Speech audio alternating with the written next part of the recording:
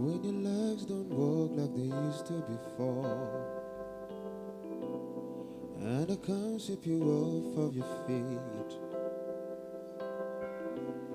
will the mouths still remain by the test of my love? Will your eyes still smile from your cheeks? And darling, I will be loving you until we're 70. And baby, my heart could still for love's heart at 23. I'm thinking about how people fall in love in mysterious ways. Maybe just a touch of the hand. Oh, me, I fall in love with you every single day. And I just wanna tell you that I am. So honey, no, yeah, take me into your loving arms and kiss me under the light of 1,000 stars. Oh, darling, bless you into my beating heart. Oh, I'm thinking out loud. Right where we are, where my hair's ever grown and my memory fades, and the crowds don't remember my name. Oh, where my hands don't play the string the same way. Oh, darling, I know you will still love me the same. 'Cause honey, your song could never grow old as evergreen. Oh, and baby, your smile forever in my mind, a memory. Oh, I'm thinking about people fall in love in mysterious ways.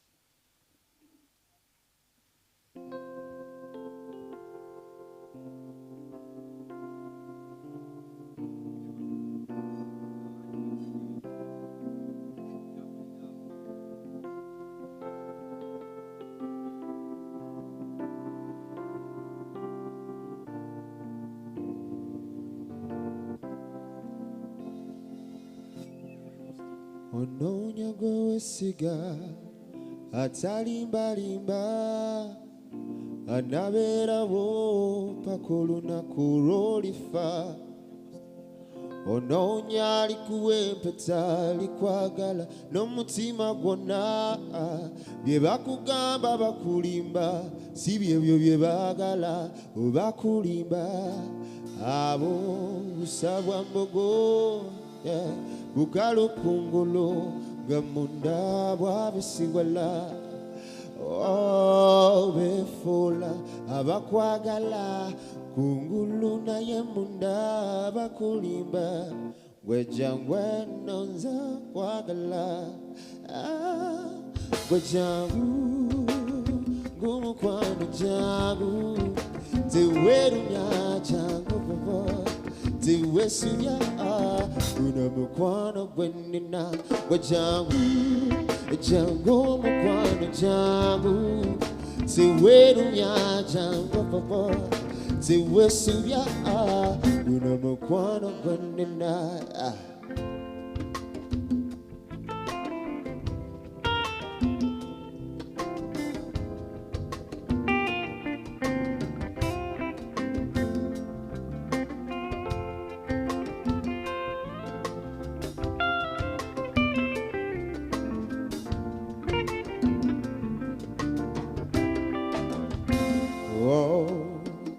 bonobero nyise njakukakanya nemekuberanga bano nnyo kukulumya bonobero kaba nze njakusirisa nemekuberanga bano nnyo kukulumya oba kulimba abo busabwa mbogo bugalo kungulu gamunda bwabisiwala befuula abakwagala kungulu naye munda bakulimba gwejangu eno nza kwagala jangu mukwano jangu tewerumya jangu bobo tewesubya guno mukwano gwenina gwejangu jangu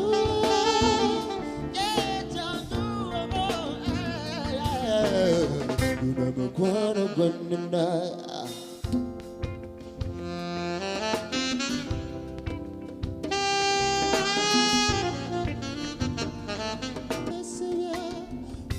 mukwano gwenina gwejangu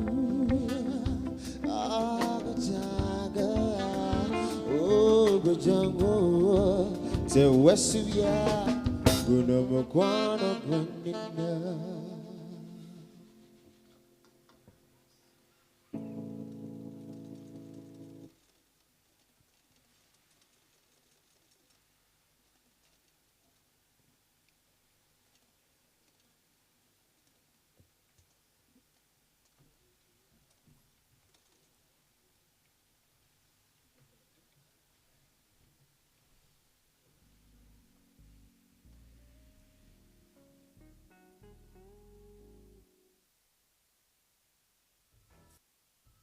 Fire ignites passion. Passion inspires creativity. If you have an idea, go out and make it happen. Free your imagination and ignite your creativity with the slim, sleek, and beautiful new Huawei P8. Now available in MTN service centers countrywide at only 1,590,000 shillings. Get more from the best network for smartphones. MTN, everywhere you go.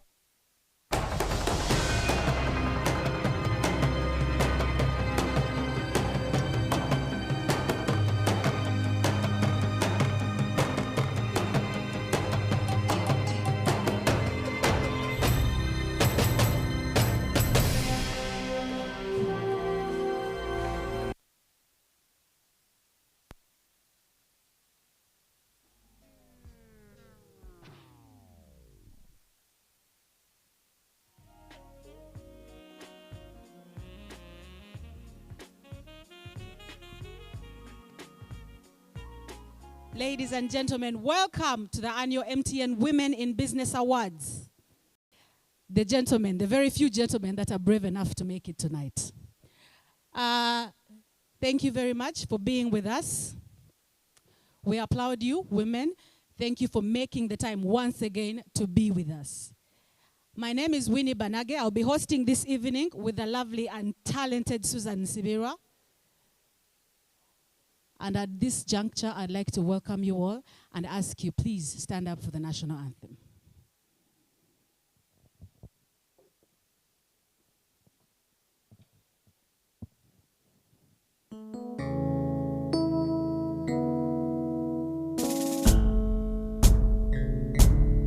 Oh, Uganda, may God uphold thee.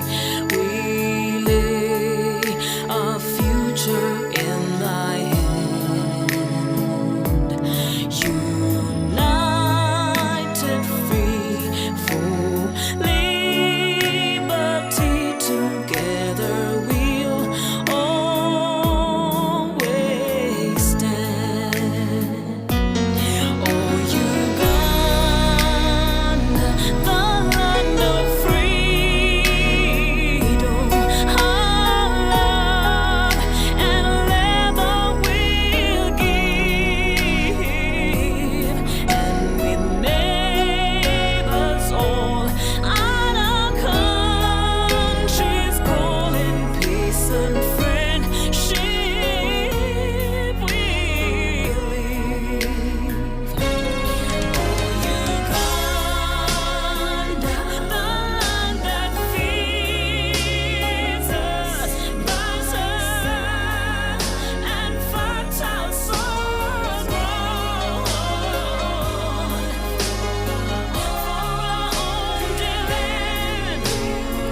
We will always stand the part of Africa's ground.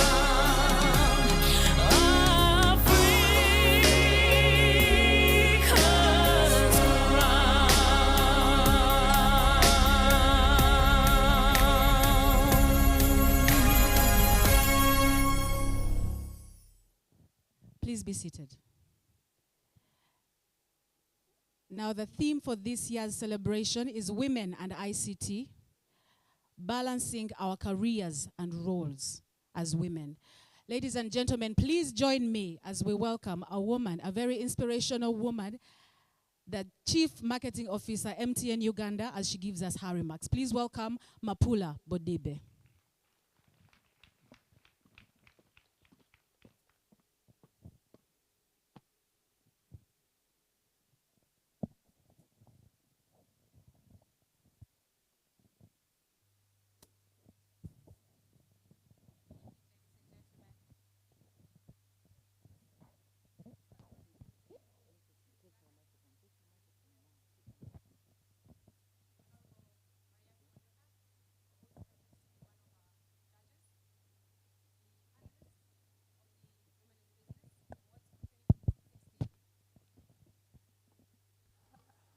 Ladies and gentlemen,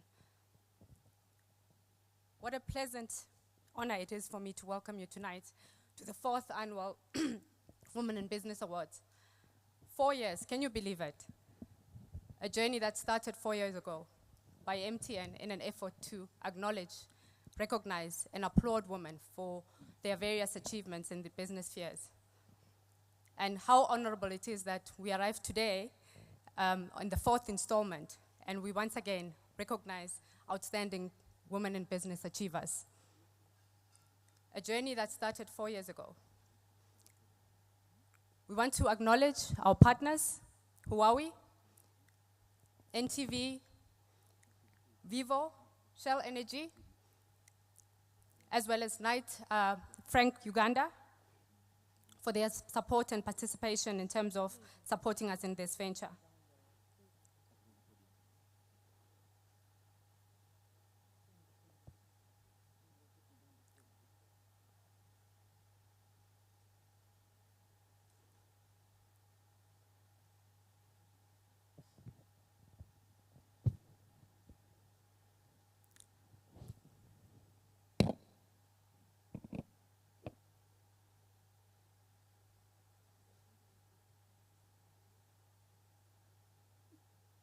Just pardon me for a minute as I get myself set up.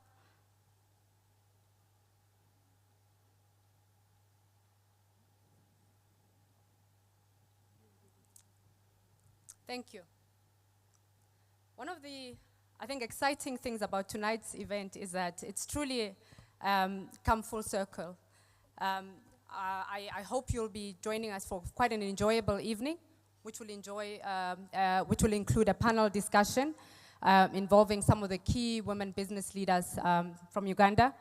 Another, I'd say, highlight of the evening is that we have our panel speaker, or rather the keynote speaker, who happens to be one of the, in fact, the first award winner for women in business, Ms. Jennifer Mijawuke. I'd like to acknowledge her and welcome her to the event. I'd also like to welcome the finalists. It's been quite a journey in terms of arriving at this juncture, and we want to thank them for their participation and also say that we wish them good luck for this evening. They've really stood up amongst their peers, and we think that just in terms of arriving at this juncture, they've already actually won and excelled. And for that, we are very proud and happy to associate with them. So in terms of MTN's involvement, MTN is a leading champion in terms of women empowerment in Uganda. And we believe that our involvement in ICT enables us to empower and support entrepreneurship.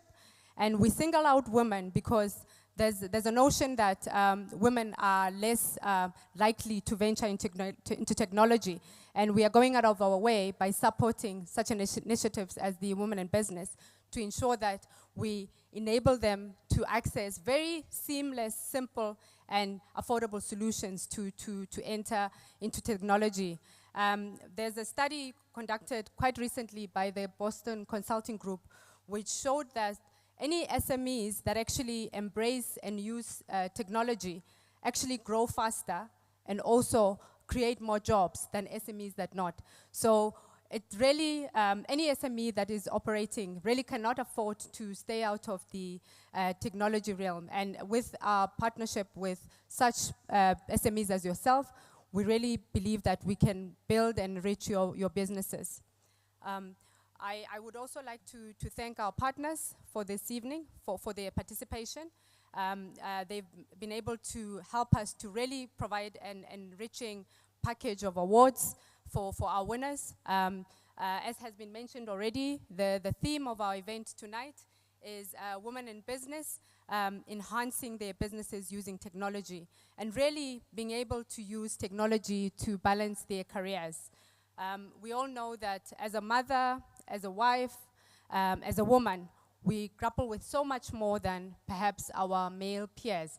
And because of that, the role of technology is so critical in terms of allowing us to balance our careers. And with that, we really think that MTN has a very critical role to play in terms of allowing you as SMEs and business leaders to achieve that balance.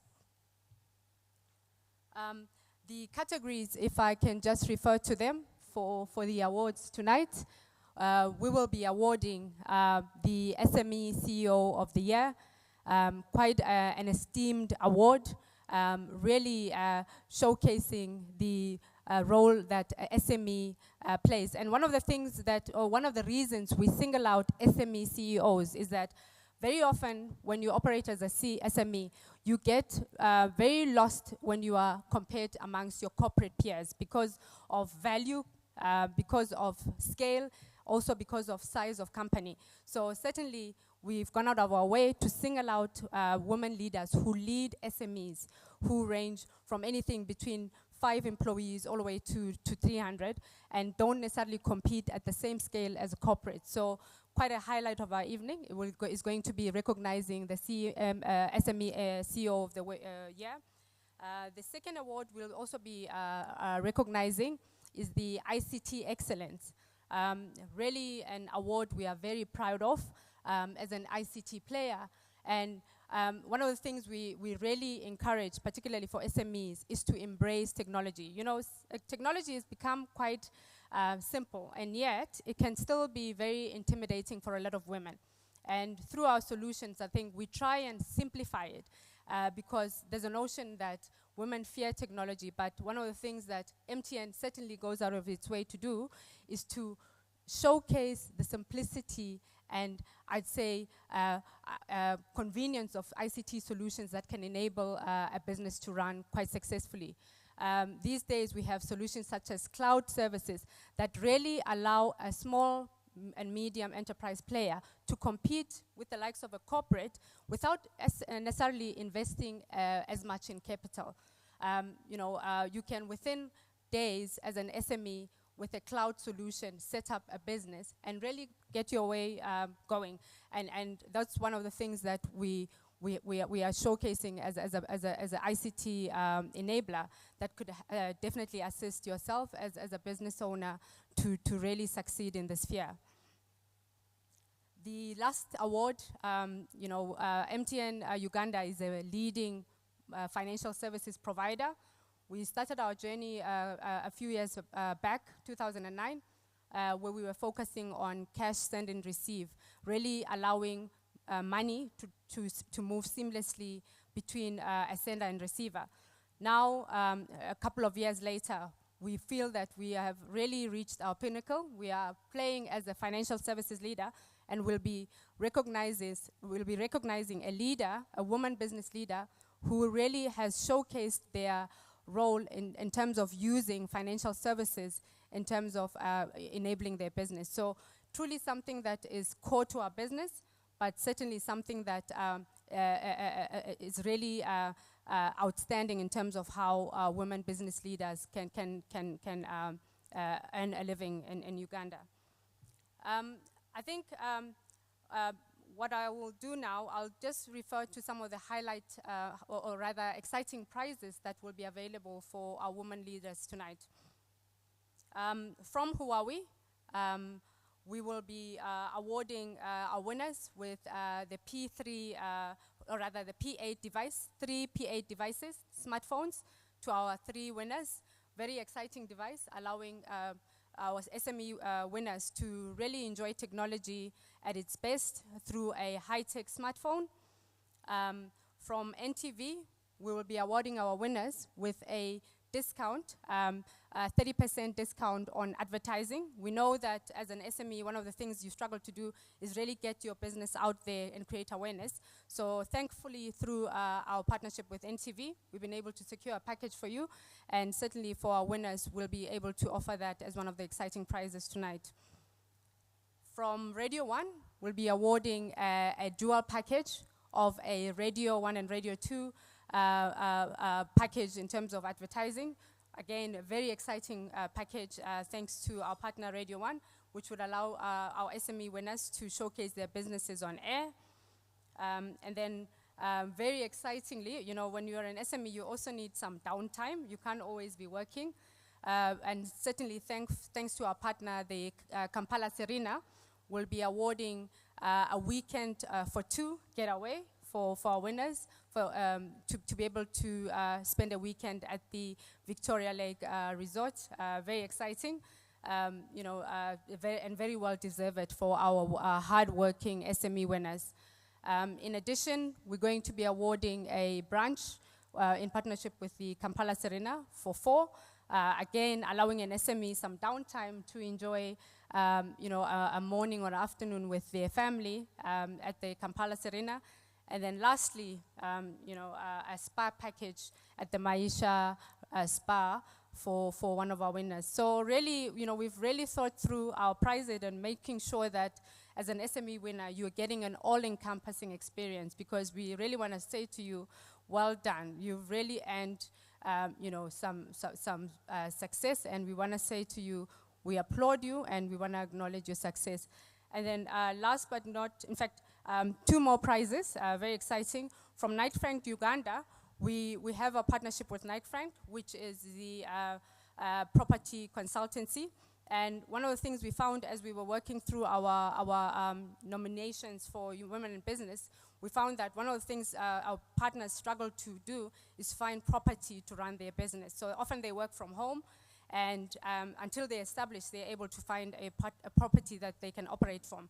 So with Knight Frank, we'll be able to offer them a consultancy to be able to manage their property needs. Very much thankful for that. And then from Summit Consulting, who actually is our partner for tonight in terms of actually packaging the nominations as well as the awarding from an auditable manner.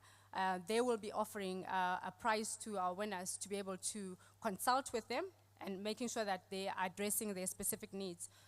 As we were working through the journey for the Women in Business, one of the things we found is not all our participants or our nominees, whilst they have very successful businesses, extremely successful, we have women who trade in up to hundreds of millions of shillings, including dollars, and yet don't have the financial literacy or financial infrastructure to actually manage their business in a structured way.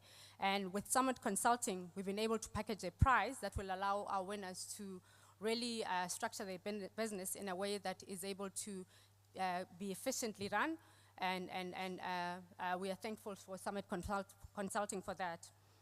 And then I'd say last but not least from MTN, obviously we being the host and sponsor for the awards, we're going to be awarding the winner with a package or bundle of our services, allowing the winners to really enjoy ICT services at their best. We'll be offering the winners with fixed line phones, obviously a very core need to a new or existing enterprise partner. We'll be awarding our winners with the enterprise bundles, very much critical in terms of our data needs, voice calling needs. We'll also be awarding our partners with a co-location service, something that is not always apparent from a needs perspective, but will be offered as part of our prizes. And then in addition, we'll be awarding our winners with a package to attend a conference in terms of SME development that will allow them to network with different other SMEs throughout, because through that networking, we believe that they'll be able to harness their craft and really grow their business. So it's quite a jam-packed evening for us tonight. You would have seen outside, we have the expo that was set up. It started earlier this morning. We have our 40 partners that have showcased their services, and very excitedly we're able to engage with our customers tonight. And thank you very much for all the partners that participated. In addition, as I've mentioned before, we're going to be kicking off very soon with our panel discussion. We hope you're going to be joining us in a very engaging and hopefully a challenging discussion, just in terms of us tackling some really core issues that impact women in business. And we hope to make you a part of that. And then also our keynote speaker will be addressing us. And then last but not least, we're going to be enjoying, obviously, the gala dinner, including the awards. So we hope that you're going to have a very enjoyable evening. We hope you'll be laying back and really enjoying the discussion and partaking in the rich conversation that's going to be happening, and certainly meeting like-minded business women leaders around you. So for myself, I'd like to thank you for honoring our invitation on behalf of MTN, and really wish you a pleasant evening as we enjoy this fourth installment of the Women in Business. Thank you very much.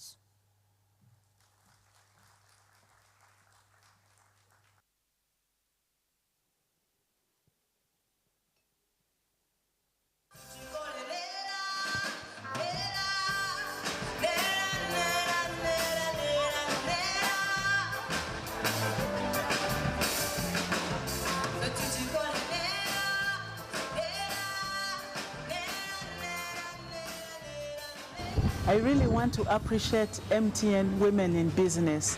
Thank you so much for honoring me as the CEO 2015. I had internet 24/7, that I would do everything that I needed with all the staff around me, which never left us the same. The strategic training really opened my eyes to long term, and I believe it has helped me as an individual and also my institution, Victorious Education Services, to really look and have a strategic plan that will lead to take us to the next level. In business, You look for a brand that has shown growth and consistency and is at the zenith of technology and innovation. One that is transforming and lifting societies. A brand that is just like the women in business. Huawei, proudly associated with MTN Women in Business.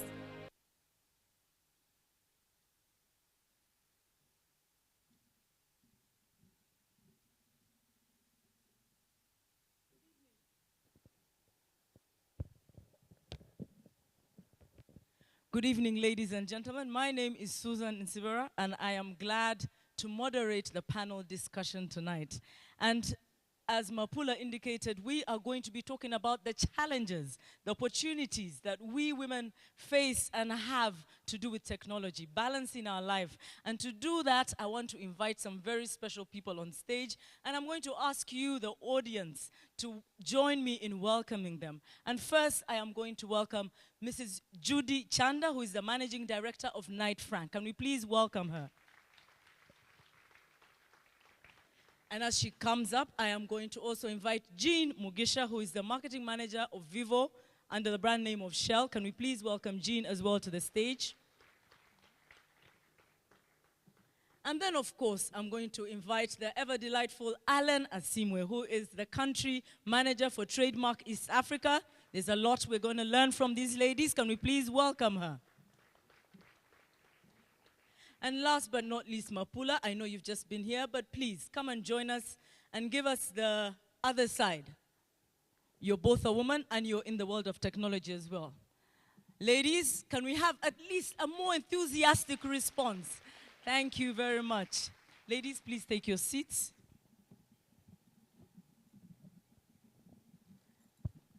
Do we all have microphones?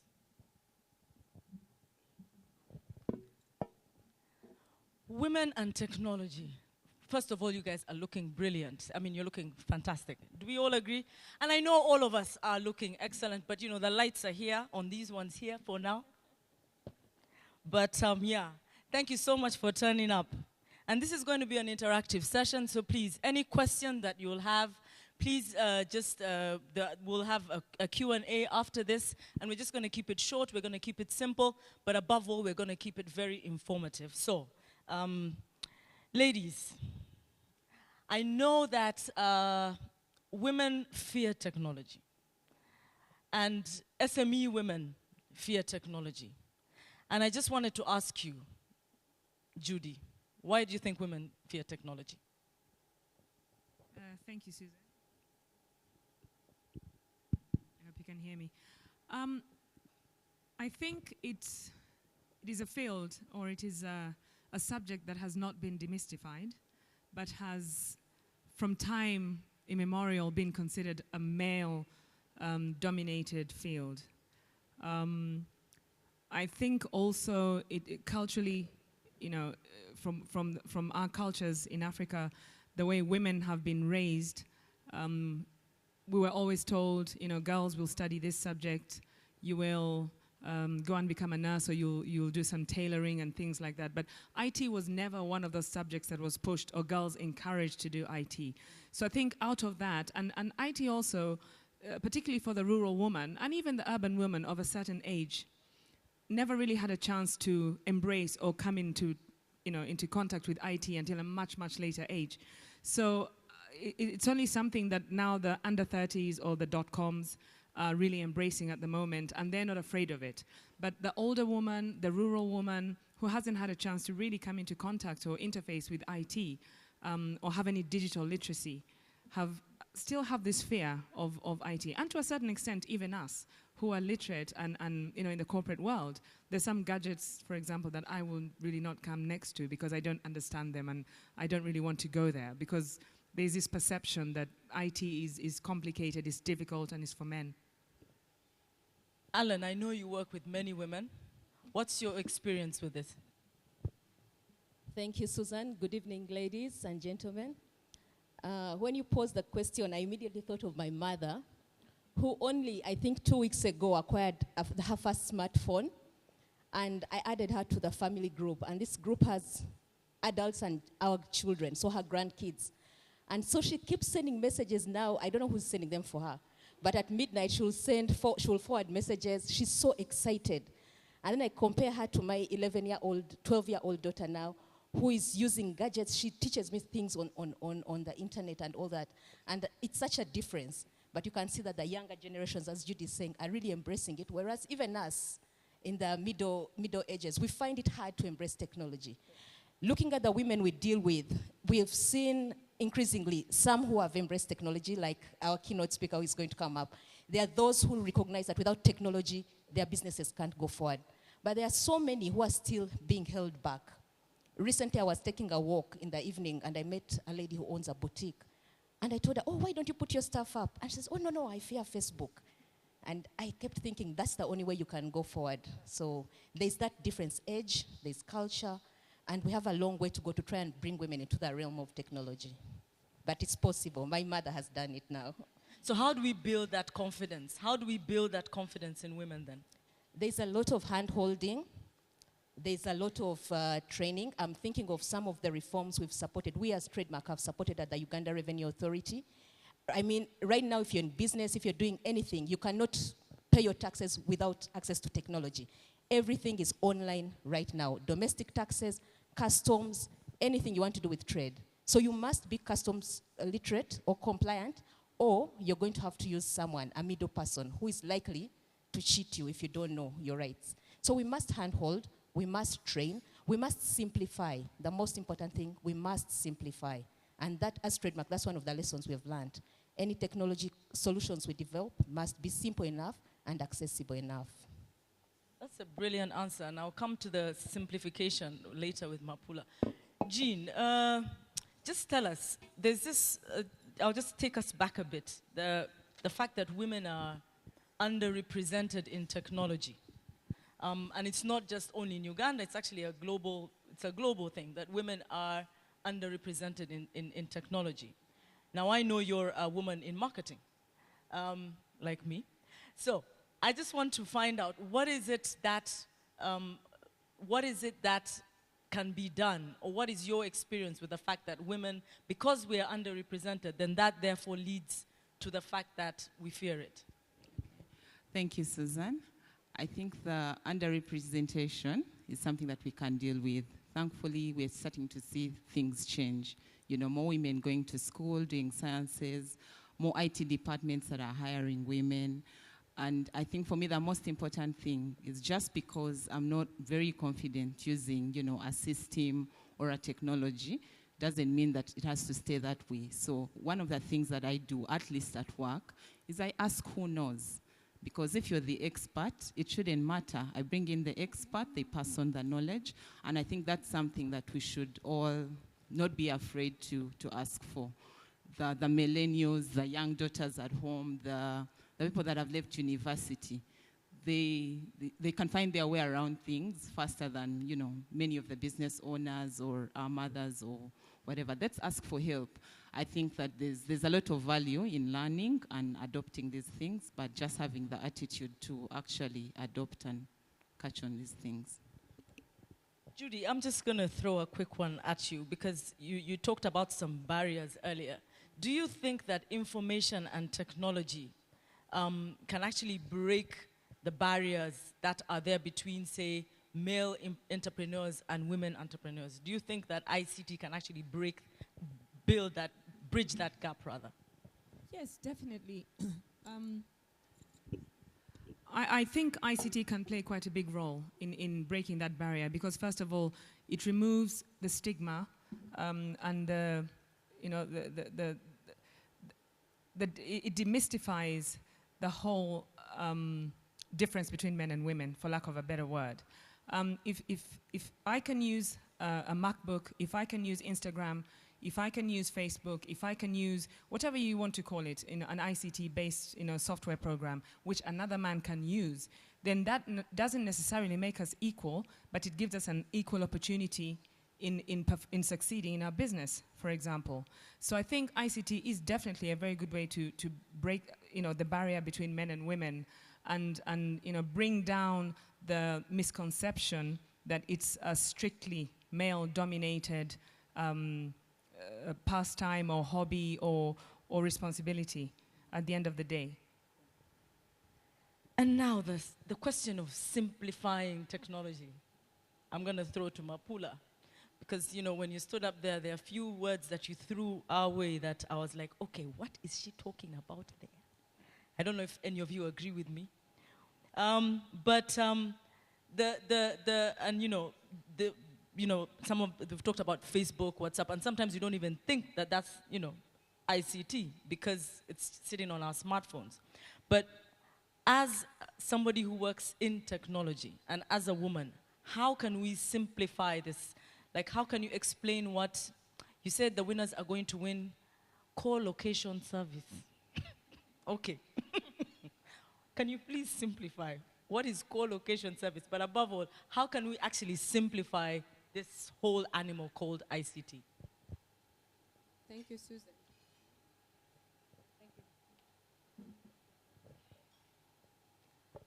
I think one of the challenges I see, which is one of the reasons I think women fear technology, is that the way that it's positioned as something that is, I would say, doesn't create familiarity. And one of the ways that I think can create simplicity is by reducing it to the lowest level of service. Because when you are running a business, you are running a service, you know, in one way or the other, you're delivering a service. So, for example, when we deliver cloud services to our SMEs, all we're doing, we're enabling them to have email services.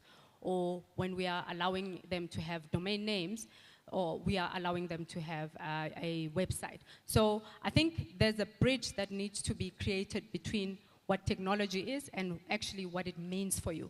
And I do think that perhaps being able to create relevance at a service level is what's needed in terms of ensuring that a user, such as an SME, is able to see meaning in what it is for them. I also think that being able to see other SMEs in action using technology can actually help simplify, because if you don't necessarily have the context, you may not necessarily perceive the value in the service. But I think if you're able to see and perceive how other SME or other business owner is using technology to enhance their business, certainly the simplicity is created. But from an MTN perspective, certainly from our side, we are trying to bridge that gap by creating relevance in a way that makes sense for you. The other day, we were actually had an interview on a local TV station where we had to explain at the lowest level of simplicity what our services meant to customers that were speaking in Luganda. Now you can imagine trying to explain technology to an audience that speaks Luganda. So, and it's a challenge we embrace, but it's only through being able to interpret technology in that way that customers or users understand what it is that it does for me, that simplicity is created. Thank you. Thank you, Mapula. And so obviously you're talking about ICT facilitating business and making business easier. And I will throw this question to Alan. Just, can you give us some examples of how the women that you've worked with, the women entrepreneurs, just give us some more examples on how you've seen technology actually turn their businesses around. Thank you, Susan.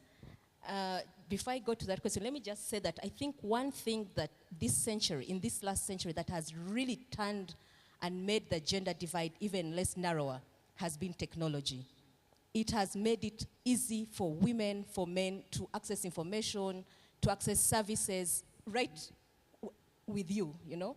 Everyone up to the rural, to the villages, to the lowest dominator, you'll find access to a telephone and to technology. So that has made things much easier and the divide much narrower. When you look at technology that we have worked with, most of the solutions we are focused on customs-related solutions.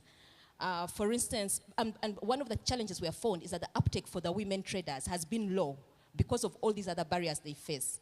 If I give one of the examples, the electronic cargo tracking or the authorized economic operator. What authorized economic operator means in simple terms is that URA or any customs agency is able to trust you And because your risk has been reduced, they have audited your books. First, so you have to have books of account. They have checked all your track record for the last 5 years. They see you're compliant, and so they let you manage your business and pay your taxes.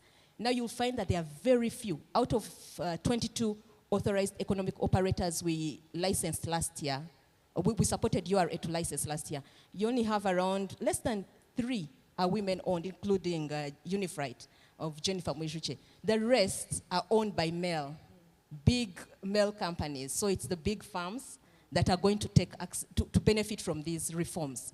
We find that the uptake from the women entrepreneurs is low. One, because their businesses often are not registered. If you're talking about an SME, many women are not going to register. They are working out of their handbag, or if it's a shop, they're not documenting. So you cannot benefit from most of these solutions unless you're formalized, you're registered, and you start taking advantage of these things. So there are some steps that must be taken. Okay, so it goes deeper to the actual foundations of the business as well, before you can benefit from using technology. From some of the reforms, From some of the reforms, that's to do with customs. Yes, but now we are looking at simplifying. So, for instance, one of the groups that we deal with, the cross-border traders. You know, Uganda's economy is sitting on these cross-border traders, the women who are moving maize on their backs to Tanzania, to Busia. If any of you has been to the borders, you'll see the bustling trade. You'll see one woman carrying one sack, but in a day, thousands of sacks will cross that border. Now, these people also have to go through the customs processes often, though they are simplified.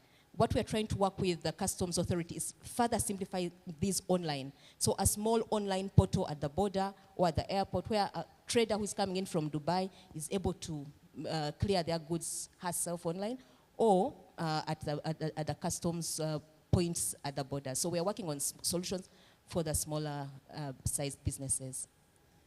Jean, I know you have something to add to that.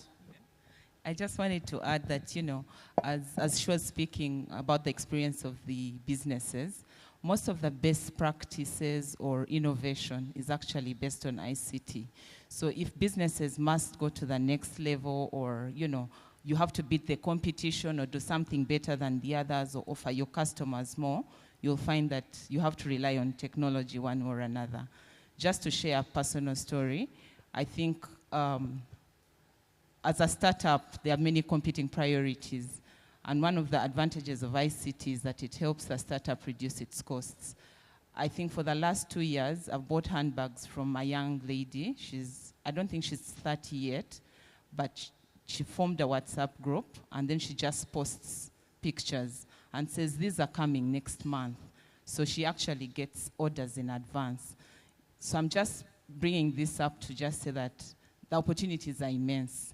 Businesses adopting technology is actually a good thing. So just to get over the startup costs, you know, where are you going to find your customers? If internet penetration is increasing, if people are on social media all the time, that's where you're going to find your customers. You might not be able to advertise like the big organizations, but how do you use the platforms that ICT has created to actually find a market for your goods and services? So technology in marketing, in finance, in distribution, in supply management, it's like we have no choice really but to embrace this animal called technology as women entrepreneurs. Is that what we are all basically agreeing with?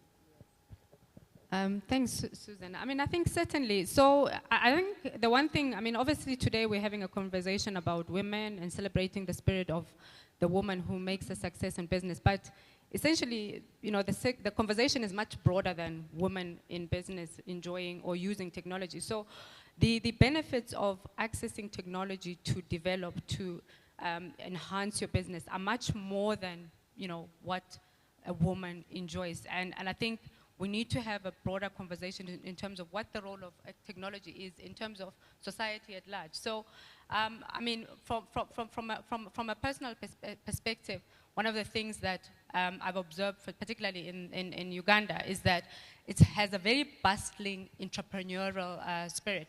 There's a lot of trade, and we've heard from Alan how much trade happens at the border post. But and yet we live in a very cash-intensive society. I mean, the amount of cash that moves between hands, and yet technology is there and available for us to use. So as a very simple example of not necessarily complicating technology into a service, but in terms of a transacting capability of moving cash through financial services, which is one of the key ICT enablers that MTN has enabled. It's about how we can use that as one of the demonstrations of how we can embrace technology overall by turning that cash that's moving around into fluidity that doesn't have the infrastructural cost, doesn't have the distribution cost, but simply through a mobile phone can be transferred from one user to the other. And now, ladies, the key question, because I know that you're all busy at your jobs, and we know that the woman entrepreneur, we know is always challenged because there's home, there's work, there's business. It's like it's always going. And now we're here saying, oh, by the way, those roles that you are now giving the third party to do for you, the customs clearance, the URA staff, we're now trying to say, women, oh, please, can you please do these things yourself? Now, my question then is, how do we achieve a work-life balance with all these things? The children, the husbands, the spouses, the dependent, the relatives, everyone is calling on us. And now you're telling me, oh, by the way, the URA portal, please do that yourself. Judy, how do we achieve that balance? I think the work-life balance is a $1 million question, which is quite difficult to answer because I don't think anybody has mastered how to get a work-life balance.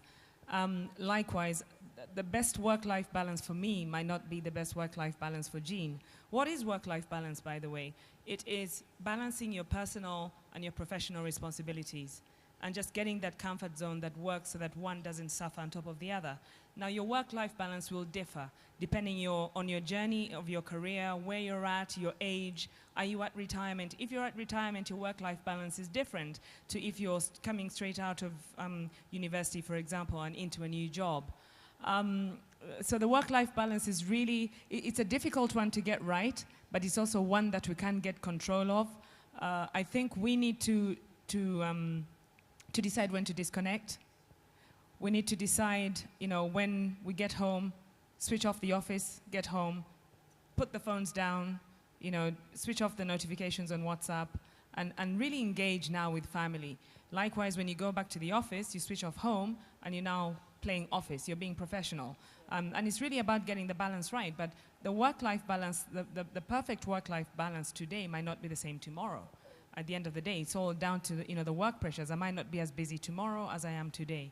So I think in as much as technology is very good in helping ease our lives and ease our work-life balance, it can also become a deterrent at the end of the day because you find that you're working on the move, you're working in your sleep, you're on that phone, that email comes in, you feel compelled to answer it, a WhatsApp comes in, you feel compelled to respond to it, and somebody knows if I send you an email and you read it, then I do want a response.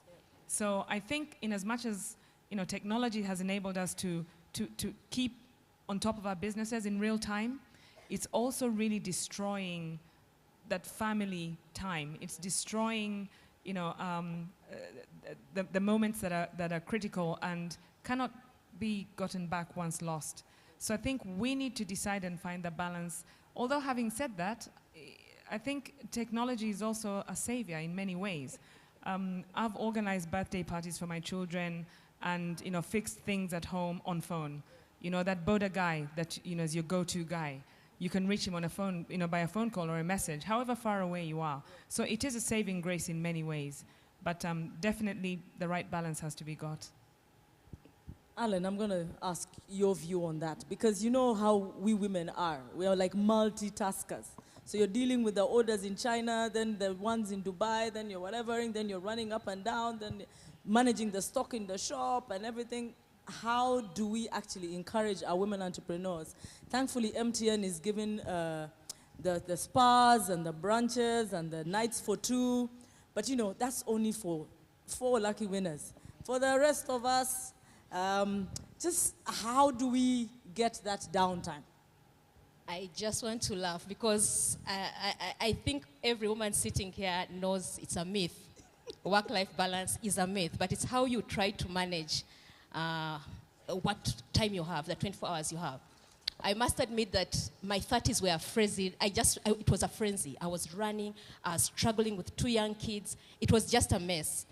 Now in my 40s, I think I'm more comfortable and confident of who I am.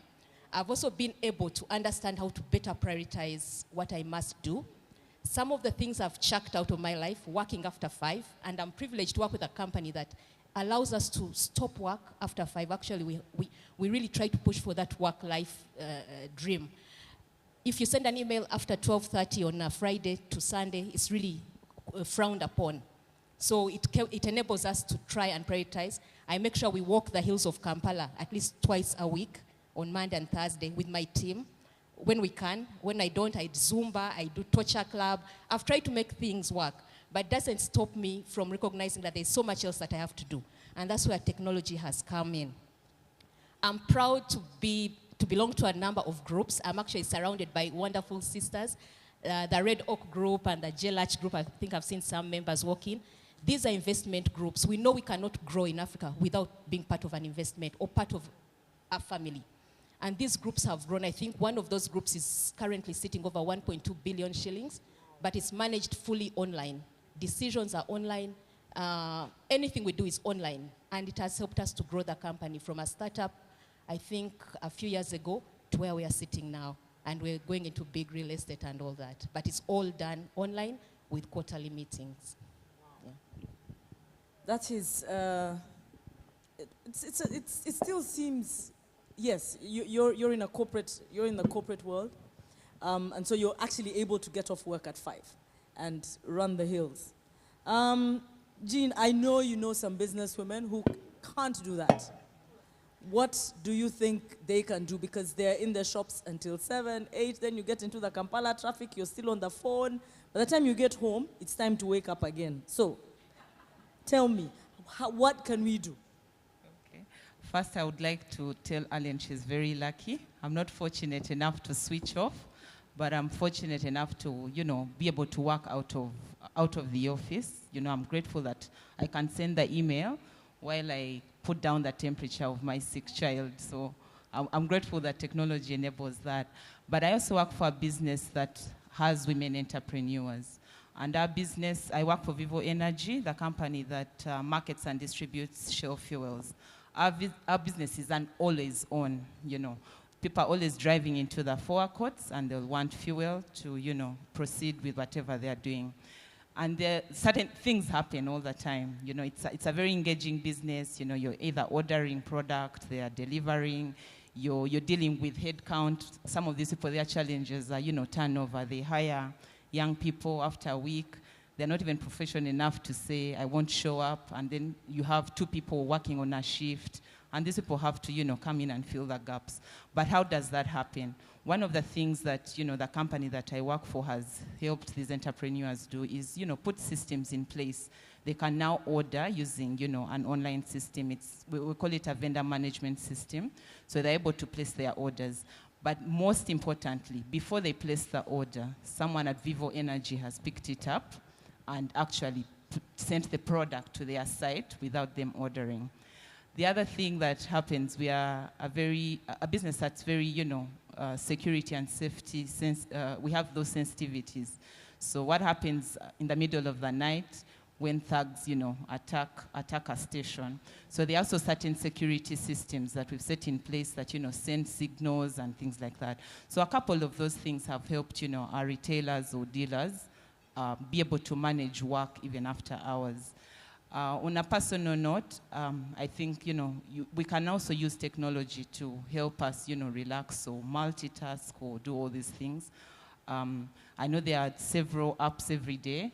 People have apps to show them how to do exercises, how to juice their meals, menus for their babies.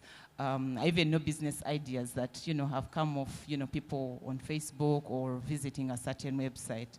So there are things that can actually help us,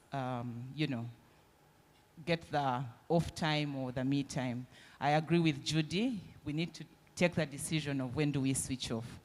Everything that's online, unfortunately, is not very good. So are your sources credible if you're doing research? Are you consuming the right information? On a personal note again, what I try to do in my line of work, it's a very dynamic, marketing is a dynamic field. There are things that are always changing. So on social media, I've connected with people that I can learn from. So in my me time, or the time that I've set aside to read or learn, I'm checking up on these thought leaders. What are they saying? Are they directing me to an article? What are they saying about this topic or things like that? So there's so many things that we can use ICT for, but like they all shared with a pinch of salt. So technology in marketing, in finance, in learning. And now we just want to ask the audience for some questions. If we've said anything here that has piqued your curiosity, if there's anything you want to hear from any of our distinguished panelists here, please, we have some ushers with microphones. Please we'll take 3 questions. Please raise your hand. Don't forget to introduce yourself and the company that you're representing, and keep it brief. No advertising, no commercial breaks, thank you. And so we can get this quickly out of the way. So just raise your hand, ushers, I'm sure you can see. So we'll take 3 questions. You can direct them to anybody or all of them, and then we'll just take them up. Thank you. Susan, just whilst we're getting ready for the question, I just want to, whilst we were talking about Vivo, I want to thank Vivo also for their contribution to the prizes. We were talking earlier about, just the whole balancing issue for women, businesswomen. And Vivo has very generously donated 500,000 shillings worth of fuel to our winners. So you don't have to worry about filling up for, I'd say, for some time. And I just want to recognize Vivo for that. And in addition, we've had a little bit from Alan, just in terms of the dynamics she's had to deal with, managing trade, particularly for informal business owners. But the business that she works for, Trademark East Africa, has also very generously, in partnership with one of our very key partners, the URA, they have allocated some very needed training for SME so that we are able to get our winners really equipped with business skills and knowledge. Because tonight is not just about the prizes or the glam and the glitter that we are here to observe today, but really the continuity that comes from today is about what happens thereafter. How do I sustain my business? So we want to thank Trademark East Africa for that, because that training and that skills development is what's going to set up those winners to succeed from here on. Thank you very much. Ushers, are we ready with some questions? Thank you. I'm Dr. Goodla Naiga Basaza. Apart from being the chairperson Uganda Women Entrepreneurs Association Limited, as far as I know, I'm the first doctor of ICT in Uganda. I'm very excited to be here discussing this, and especially for women.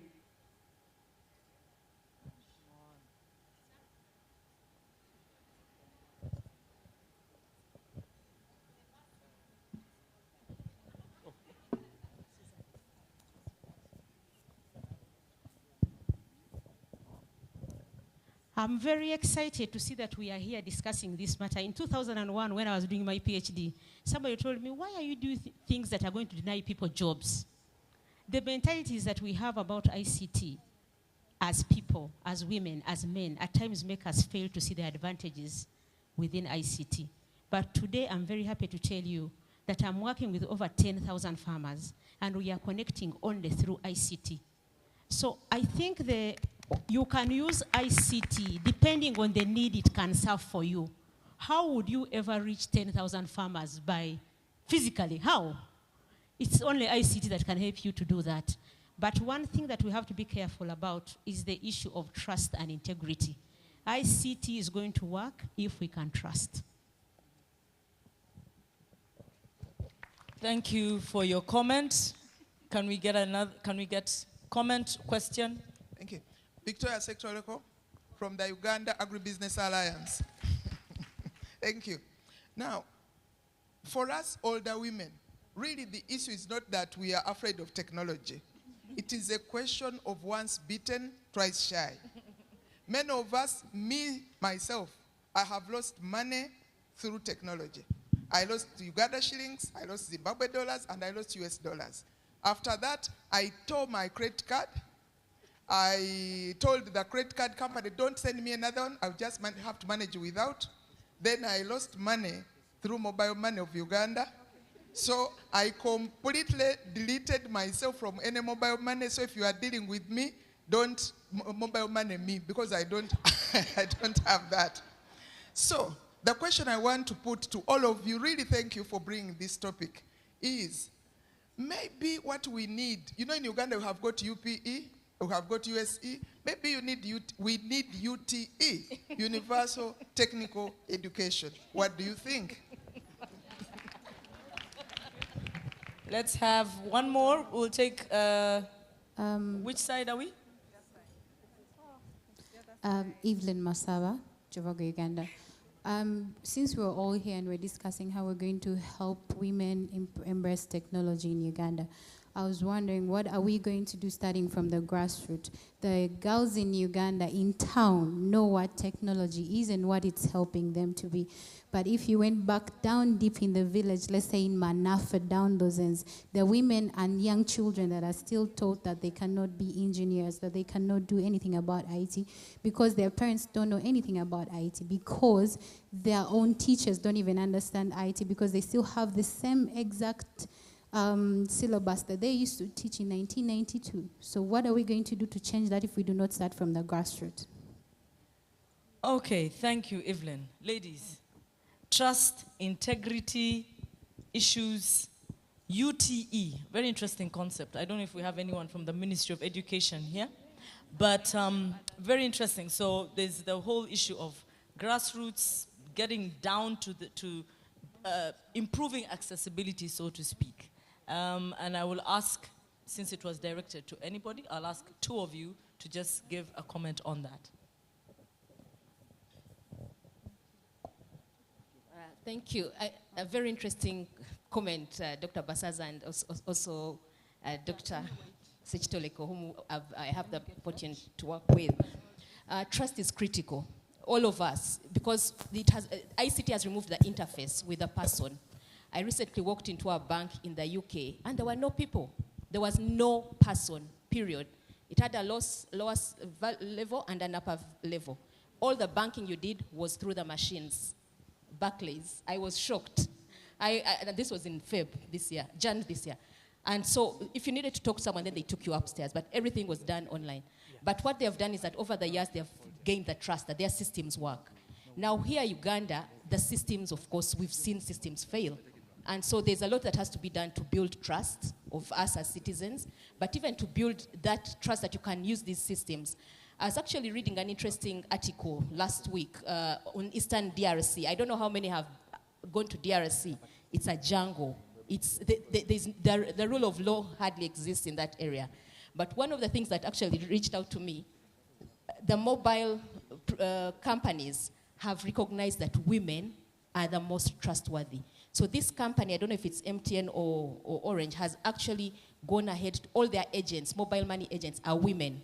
And what this has done, it has also built trust of the women to actually come and use the services of these mobile money agents. And some of the testimonies are so empowering. The women saying, for the first time, I have my money. You remember the days when the woman has the money, the man takes it away from her. Now her money is on her phone. So they have built the trust in the systems and in the people, and it's actually spreading. But trust is critical. We must find a way to trust and also to get the message out that ICT is the way to go. We have to embrace it.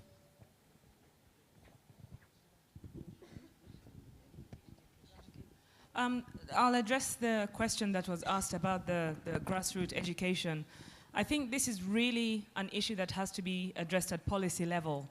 And I think we need a lot more women, perhaps, who have an affinity to making sure that the girl child is introduced to ICT at an early age at the policy-making level.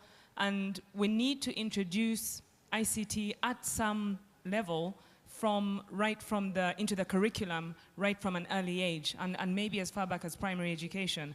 I know that Rwanda, for example, has got the every laptop for a child policy that they've started. And they've actually got the laptops and they're just distributing them and trying to get the penetration going all the way down into the villages and the rural areas. That's the only way that we're going to manage to reach the grassroots level, but it has to start at the policy level. It's something that I think government will have to play a big role in getting involved in getting ICT and digital literacy right at the policy level and the grassroots. It's also a macro level. It's important at the macro level because ICT is going to be a very big driver in the economic development goals for Africa. Our economic growth is very much pegged onto ICT as the driver of our development. So it is not an option. It is something that we have to embrace. It is something that we have to start now and really get it involved in policy, get it involved in our curriculum, and introduce it at a very early age, because it's going to be critical. We will not be able to operate or work without ICT at any level very, very soon. Thanks, Judy. In the interest of time, we're just going to take 3 more. So if you know your question is burning, and it's really burning. Ushers, there are some hands to my right that have been frantically being waved. I don't know if you can see them. Please give us your name and your comment quickly. I'm called Jennifer Sengoba. I'm a doctor. I'm a medical doctor by profession. I'm sure I'm a bit strange in such a meeting where business is discussed. Mine is a question to Alan. I would like to ask, you're supporting women who have very small businesses, embrace technology and help them to advance their businesses. Mine is a question going to how can we help the medical professionals to try and capture people in their heydays, in their good health days, to go for medical checkup and facilitate the healthcare workers to remunerate themselves as they take questions, answer questions about people's health. Because as the former director of hospice, I just got a bit tired of signing so many death certificates of people who noticed something small on their bodies and they came when it was too late. So I just want you to advise on how technology can be developed and people can ask doctors questions and the doctors get remunerated, because doctors don't like IT that much when it comes to consultation, because there's no remuneration and people take advantage. If they get to know your number, they'll call you, so you get tired. So we want a technology where people are timed for the length of time they take to consult. I think it will reduce on the number of cases, let's say, of cancer of the breast, cervix, way before time. Thank you very much. Interesting I idea. represent Health Connect, which is a health promotion organization. Thank you.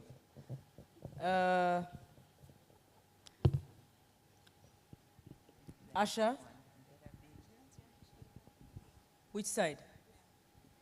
Okay. Hi, I'd love to bounce another question to the panel. As this inspiring group of women who've excelled so far in your own professions, can you share with all of us in the room, I think we'd all love to know, what is the one technology that has really changed your life? That one innovation that has enabled you to excel as a woman in business? As they think about it, can we take one more question? Hello, my name is Angela. I work with Vision Group. I recently discovered some kind of worrying statistics.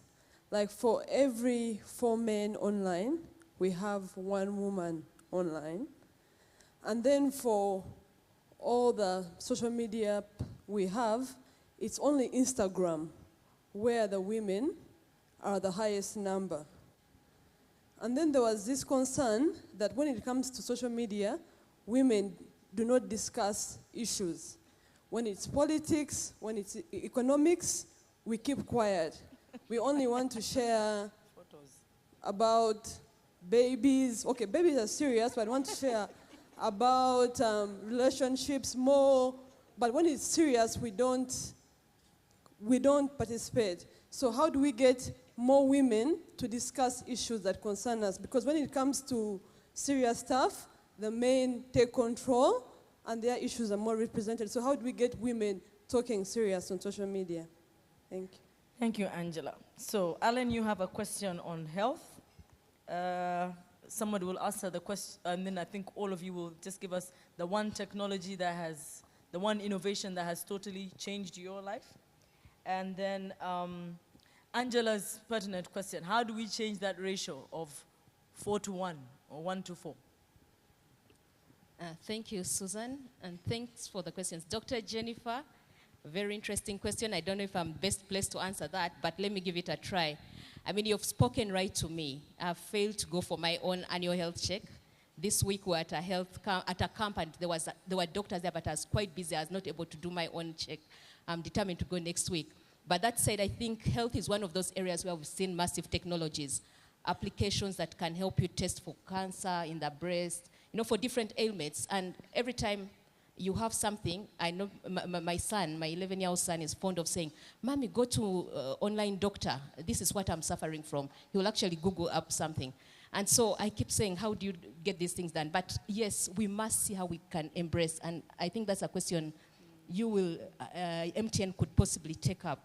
But one thing I know is that, again, technology is revolutionizing this whole area. I was reading an online article. I think the city of New York, starting with this month or next month, all prescriptions are going to be online. So the doctor will no longer hand you a handwritten prescription.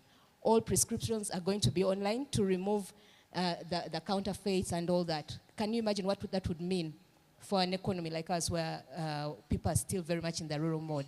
So it's an area definitely for development here, if we can catch up with what's happening elsewhere. On the issue of one technology that has changed my life, the phone. I'm on the phone, even today as we're coming, I was on the phone trying to sort this in and out. And as Judy said earlier, we must find a way to try and balance that. But the phone for me is my thing. I'll take Angela's question, and it was really about women joining conversations that matter. It's an interesting one, but I'll say the first thing we must all do is take personal responsibility. If we don't join the conversations, you can't join the. So I think what is being discussed at the table. We must care about, you know, the politics. If you have conversation, or if you do join the conversation, then you'll end up being criticized for, you know, whatever content you're bringing to the table. But let's not stay behind and, you know, hope for some mass invitation or, you know, I work in a business that's very male-dominated, and, you know, I don't know. But just by asking business, or you would say that the other opportunity, you know, if you're in the same network with this person and you think, you know, the conversation is going a certain direction, I think it's good manners to, you know, give them some feedback, and hopefully they'll start to see the light. But I guess, you know, mentorship, coaches, you know, join the network. What's the conversation? And give your input. I hope I've answered it. The one technology for me would be internet. You know, it's my first point of call for anything. So whether I'm at my desk or I'm using my phone, if I need to know something, the other day I received a parcel through TNT, and I was like, where are these guys anyway? You know, I'm sure it's not FedEx, it's not DHL. So the other interesting one is something, that's where false alarm. I go running to the doctor, and I've already, you know, made up my only to find that, you know, it's a symptom for, you know, a bacterial infection or things like that. Yeah, but the internet would be my thing. Thank you. I think for me, an innovation that certainly changed my perspective is mobile financial services. And I think when I look at not only mobile money in Uganda, but just online banking overall, on a personal level, I mean, I have not been into a bank in, I would say, maybe more than 5 years. And I'm able to transact across countries, across continents, across accounts at any point, sitting on my phone. So, and I do believe that it's one technology that has really shifted the dial, particularly for Africa. And when I look at how it's impacted my life, being able to perform activities that I would necessarily have to be in a specific location to perform, I do believe that, especially when you're sitting in an African context, we sometimes underestimate the role that mobile money has played in our lives. And I think it's maybe a great testament that it is an African innovation and something that we are very proud of from an MTN perspective. The one innovation that I would say has completely changed my life and probably helped me become very successful is a property management accounting software package that we use in my business. At Knight Frank, property management is a very big aspect of our service lines, one of our biggest service lines. Now, I just want you to imagine the difficulty of managing a property like Acacia Mall, for example, which we do manage. We've got 80 tenants who all have different leases that started on different dates. They pay different rents. They occupy different spaces. They pay different service charge and a whole host of other things. And they've got different lease terms. Now, if I did not have that property management accounting software package, I would never, ever be able to manage that property because there's no way I can do the rent collection, the service charge reconciliation, and report on a monthly basis manually. So for me, it's such an innovation that has really made us succeed. It's made us very successful because at a touch of a button, you're able to give a landlord a snapshot of what their property is doing, down to the minute detail whereby it will actually even send a pop-up when a lease renewal is due. If the lease is expired and it's due for renewal on that date, you get a pop-up and you're reminded. We can input escalations, rental escalations. If the rent is meant to be escalating that year, a pop-up comes up again. It does dual currency for us. So it's really something that has completely changed our life and really given us a cutting edge and given us that comparative advantage even over our competitors. Thanks, Judy. Ladies, I must thank you. I know that we cannot fully exhaust the topic of women and ICT, and I'm sorry that I haven't been able to take all the questions. Apologies because we started late. But these wonderful ladies are still here. So please feel free to walk over to their tables. I think many of them are sitting here. Just walk over and ask your question or give your comment, and let's just keep the conversation going. The fact is that as women entrepreneurs, we need to embrace technology. Whether we're managing an arcade downtown, whether we are importers, exporters, whatever it is that we're doing as women entrepreneurs, what we've all agreed with is that we need to embrace technology. And MTN is here telling us that they can facilitate that for us. So let's ask the questions, let's keep the conversation going, and ladies, thank you very much for your time. Can we please applaud these ladies?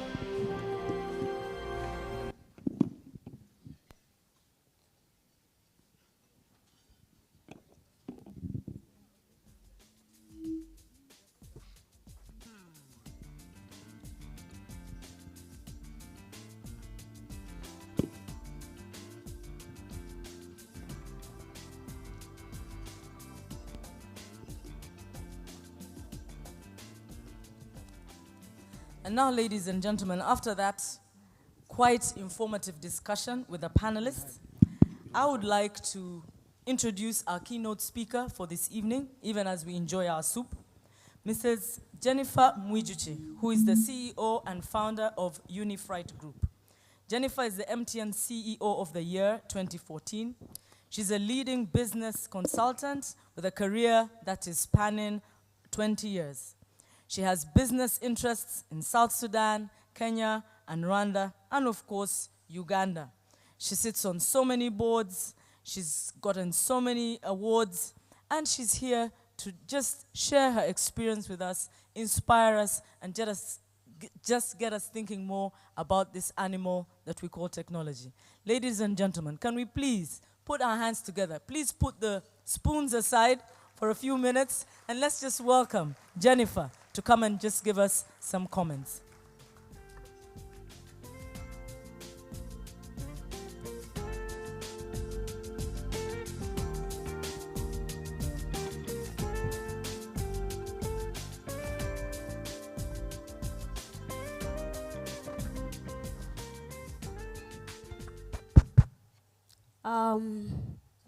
First of all, I want to say I'm so honored to be speaking to you this evening.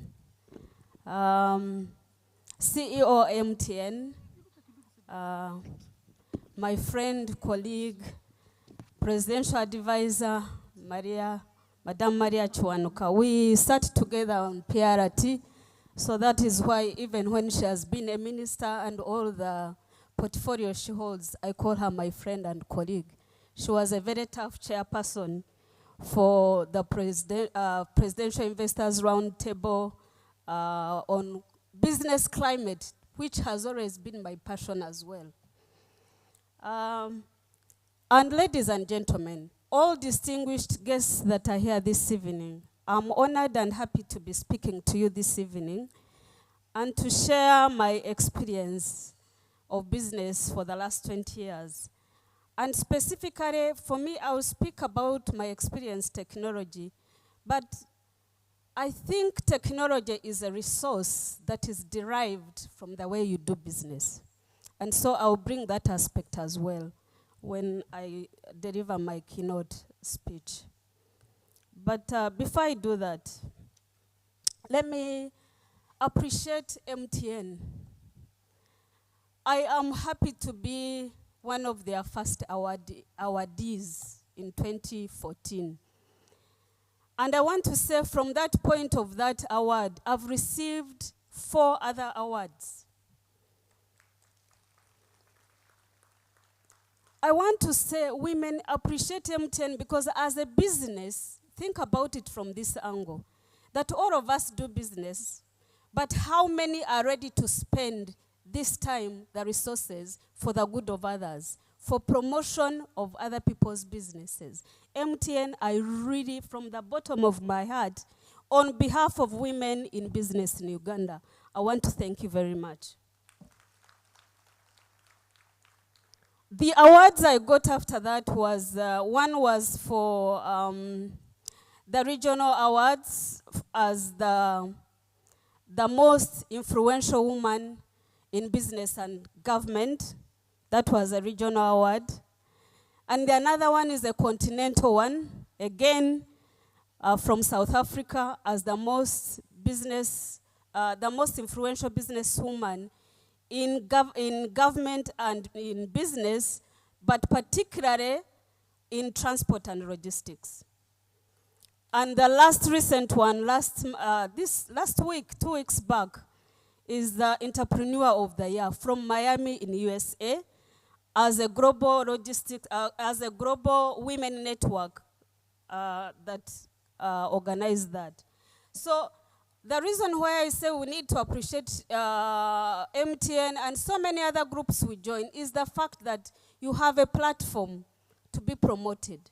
And for that matter, that's not a simple thing in as far as business management is concerned.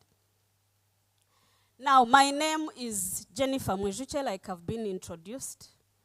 And I am the CEO and founder of a company called Unifreight Cargo Handling. And we manage 3 strategic business units. We do transport under the Unifreight Trucking Services Limited. And this company operates here in Uganda and South Sudan. And in South Sudan, we also do construction under that entity. Unifreight Cargo Handling does customs brokerage, and that is my area of specialty personally. And we also do terminal management at the port of Mombasa as Unifreight Cargo Handling. We do also do distribution of Bajaj motorcycles in Rwanda, and that is under a different name called VK Auto Limited. And therefore, we are trading in East Africa. And some of these awards that I've been receiving, I think have also originated from that expansion in as far as performance in the region is concerned. I want to share with you my experience of using technology, I think, to begin with. But like I said, I'll bring the other angle because to me, technology is part of the 5 resources that we need in business. Indeed, it is information and communication, it is human resource, it is finance, it is partnership, it is physical infrastructure. But indeed, how you blend that depends on your entrepreneurial abilities and capabilities. But first, technology. How has technology helped me to grow my business, SME? In 2003, when Uganda Revenue Authority, the first time they started the journey of automation, Unifreight was one of the 3 companies that was identified and given an agreement to do what we call direct traders input. In other words, the first very companies that were allowed to link up with Uganda Revenue System of SCUDA ++ that time. Because that was the time they were beginning the journey of automation. But why did they choose Unifreight? I think these are some of the things I want to share with my colleagues, women entrepreneurs. Opportunities come and find you prepared for them. When they don't find you prepared, they pass. And somebody who is prepared will pick them. URA picked on us as Unifreight because we were already ready. We were demanding. We wanted to do something. We wanted to change things. We were eager and wanted to improve efficiency of our declaration. What we call declaration is how we interpret the information from your invoices as importers into Uganda Revenue Authority language that they can be able to check. And that was the most critical. It's the core activity as far as customs administration is concerned.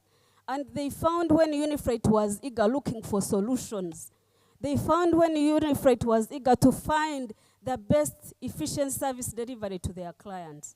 And so that's how we jumped on that opportunity and became the first company. Actually, the other 2 were international companies.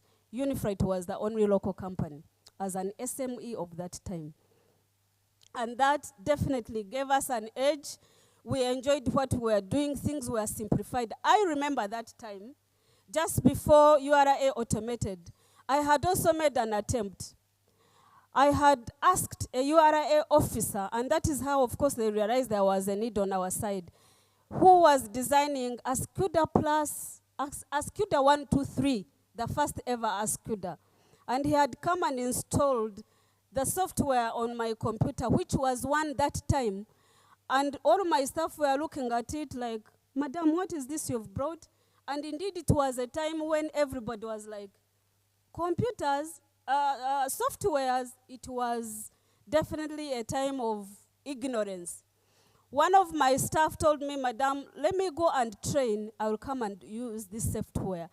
He borrowed money, a loan, to go and train. He trained.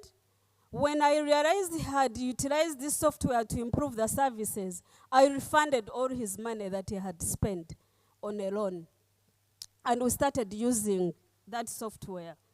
Even before URA came, we had already struggled to start with that 1, 2, 3.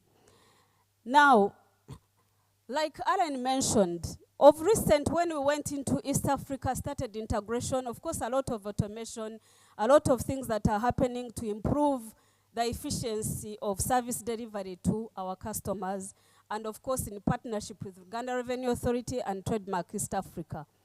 And they introduced cargo tracking system, a system that tracks cargo from the point of loading to the point of the exit, at least exit on our borders. And Unifreight again was one of the company that was picked on to pilot the system. Every other time there is automation or a step forward in as far as Unifreight is concerned, the first partner that has positioned herself or itself will be thought about is Unifreight. They will always come and ask us to be the ones that they are going to use to pilot. And of course, that to me is a plus in as far as our service improvement is concerned, and of course it helps us position ourselves in as far as customs is concerned. I remember one of the days cargo tracking system had just started. I was sitting at home on a Sunday afternoon, and I see messages on my email beginning to prop up. I called Commission of Customs and excitedly told him, I can't believe one of the nightmares I've been having, in as far as my management is concerned, is being able to know where cargo that has left, more especially under customs bond, where you have a liability in as far as accountability is concerned. And here I am. I get these messages every day, and I'm able to know, even when this truck is deviating, they will show you. And I will call the client and tell your transporter to move and cross the border. And that is definitely something that is of an edge or a unique selling point in as far as your business relationship with your customers is concerned. A third one, as far as my life of business technology is concerned, is I told you we manage a terminal in Mombasa. We have 37 workers there. I go to Mombasa only once in 3 months. Everything is being monitored on technology. Softwares, different softwares we are using. And we are actually, as we speak, just before I came, I was discussing with an IT expert a solution or software, a new software they are trying to develop that can be able to manage all components, functionalities of the business, because the current ones we have were only for finance and customer service. Now we want to incorporate everything, and I was looking through the advice, the expert advice the IT guy was giving me from Nairobi. So, like I said, technology is a resource. But where do we derive the need for technology?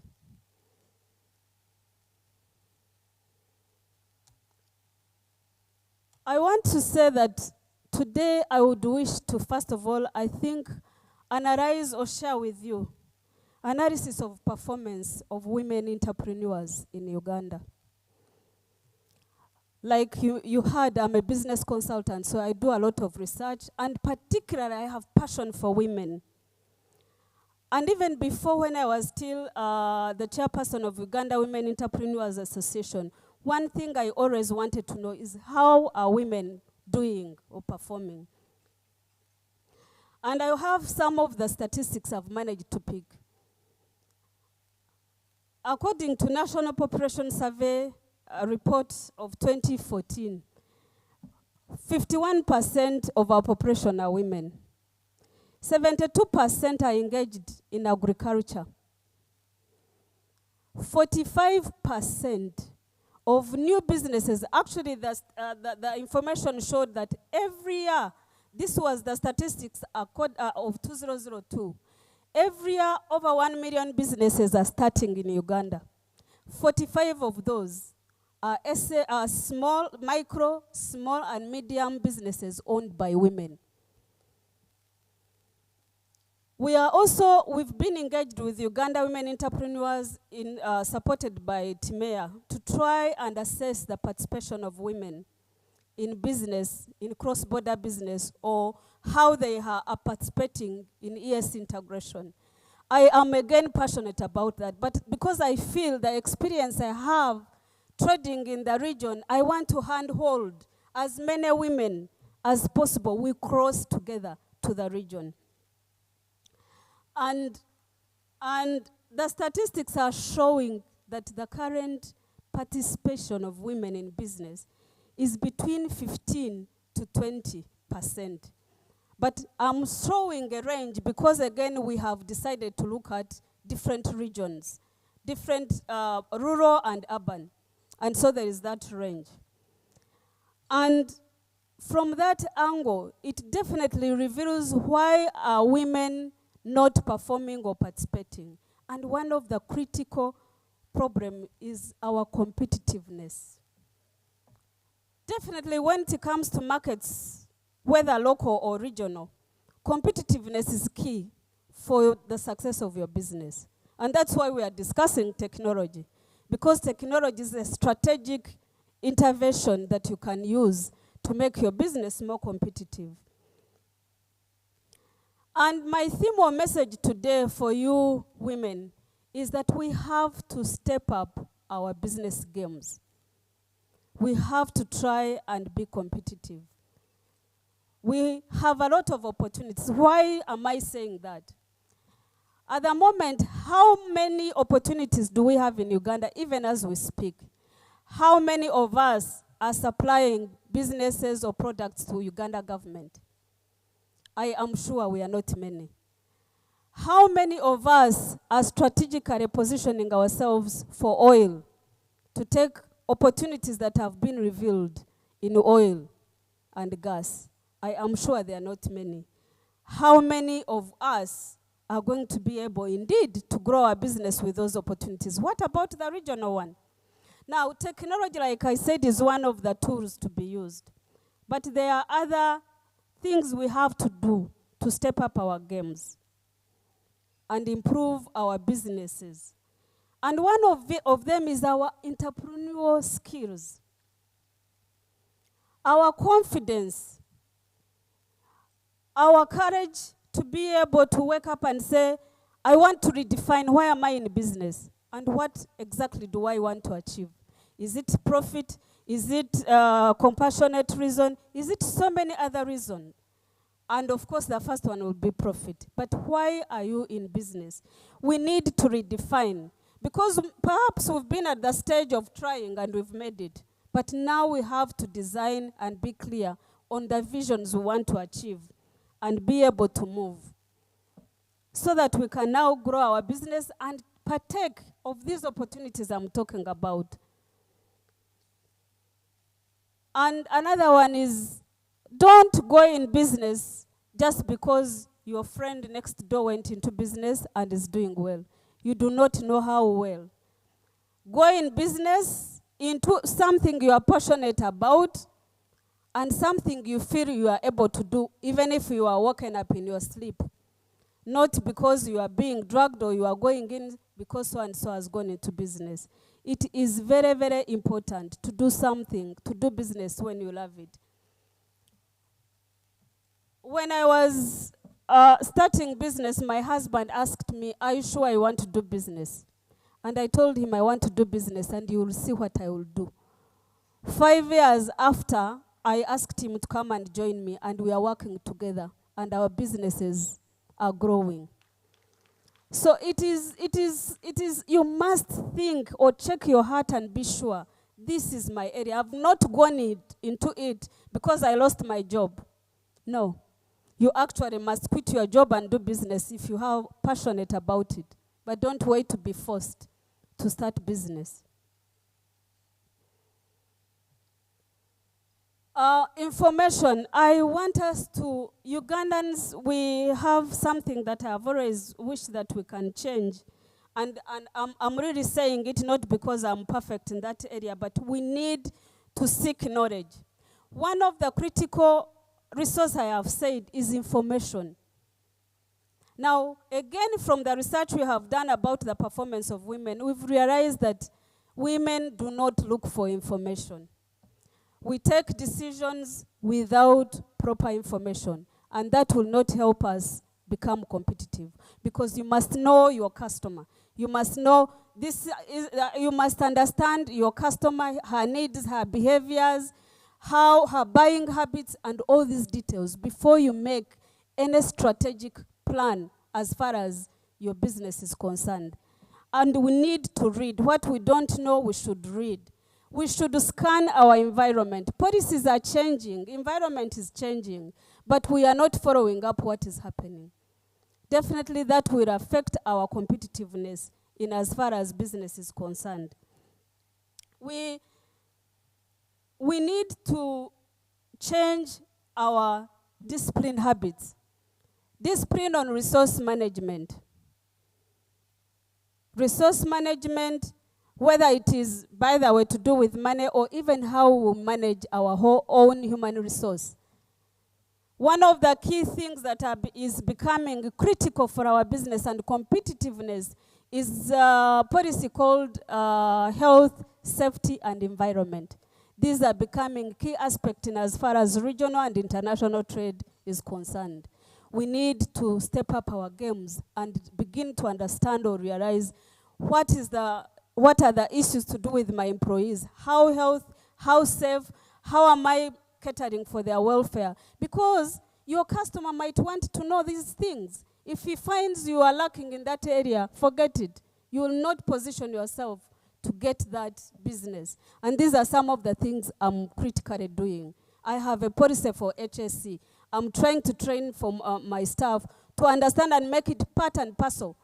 We are already ISO certified. These are some of the tools and the things we have to begin doing if we want to become competitive and get these opportunities, whether local or regional. Position our businesses so that we can be able to begin counting a number of women who are making it. Corporate governance. Some of us, I was telling my colleague in leadership, when we are leaders in our associations, I think I was sharing somebody in logistics, and I said, look, you cannot be a leader who is not managing a business professionally.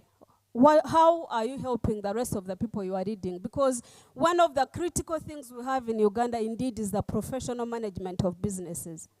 And so it is very, very important that we try, even at the SME level, to try and use corporate principles, corporate governance in our businesses.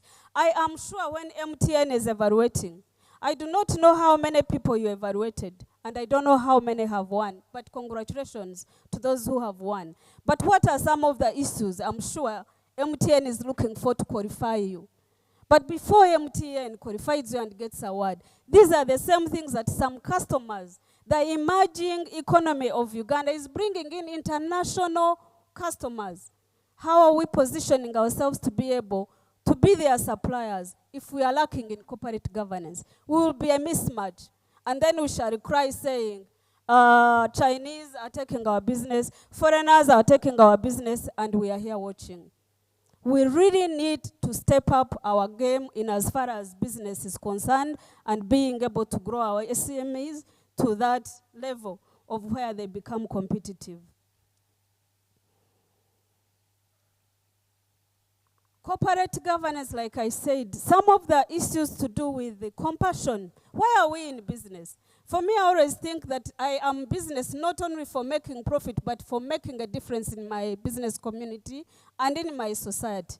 And so to me, that is another driving. And I remember when I was in the US, I saw big businesses beginning actually to use compassion or compassion strategies to distinguish or to position their business. Walmart, perhaps like MTN is doing. Walmart is very clear in as far as buying products from women businesses to promote women. Those are some of the things we are talking about.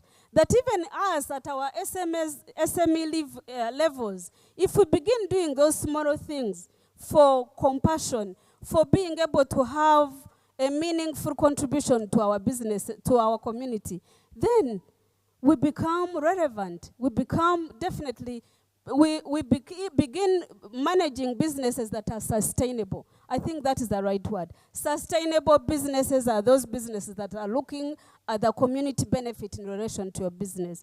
So we need to step up our game and be able to begin thinking wider, beyond profit, beyond so many things we are doing. What is the impact of my business to my community, or how am I supporting the community? Those are the sustainable business that we need to begin looking at. We need to have very good strategies. Like I said, you understand your customers, but also how you manage these resources, matching the resources to the strategy that you've designed. is what is going to be able to help us. And I'm sure I want to challenge us that next year when MTN, having listened to what I'm communicating, when MTN is doing evaluation, can we see more than 20 companies that are beginning to grow in as far as competitiveness and being able to position your business is concerned? Because most of the time, I have seen it when I'm doing the research for women who are participating in East Africa. One of the challenges, women, we are doing business, but we can't even keep records. You ask somebody, how much money do you make in a month? And she can't tell you. So how are you even going to be able to know the turnover or indeed identify the parameters to rate this business performance? Because somebody doesn't know or they are not keeping records. We cannot grow or manage businesses in an environment of today if we cannot do certain things. So let us step up our game in business and make everything, grow and become excited in as far as our business is concerned. Payment of taxes. I am so proud about the taxes I pay. I know when we talk about taxes in Uganda, it's like everybody, no-go area. I don't want to know what happens. That is part of corporate governance. I remember in one of my evaluation of South African award, they asked me actually to specify the amount of taxes I pay. How many of us are willing to disclose even how much we pay, leave alone how much we make? We cannot match. We have to begin looking at these things as a critical part of the component of you being able to evaluate. But even before someone asks you, have you checked yourself? How much am I contributing? Because those are areas of performance parameters. How much am I contributing? Those are issues of corporate governance. We can no longer be competitive by hiding or wanting to evade or avoid taxes we are paying or contributions we are, because it's part of the community, contribution. So we need to look at these areas. We cannot grow when we are still doing Joakari businesses. That is the word. We need to step up our game in business and be able to grow and be able to take the advantages of the opportunities that there is in East Africa and that there is in Uganda as well. Let me end here by making some proposals. I was telling Stephen when he came to see me and I said, look, I think there is also something we can be able to do.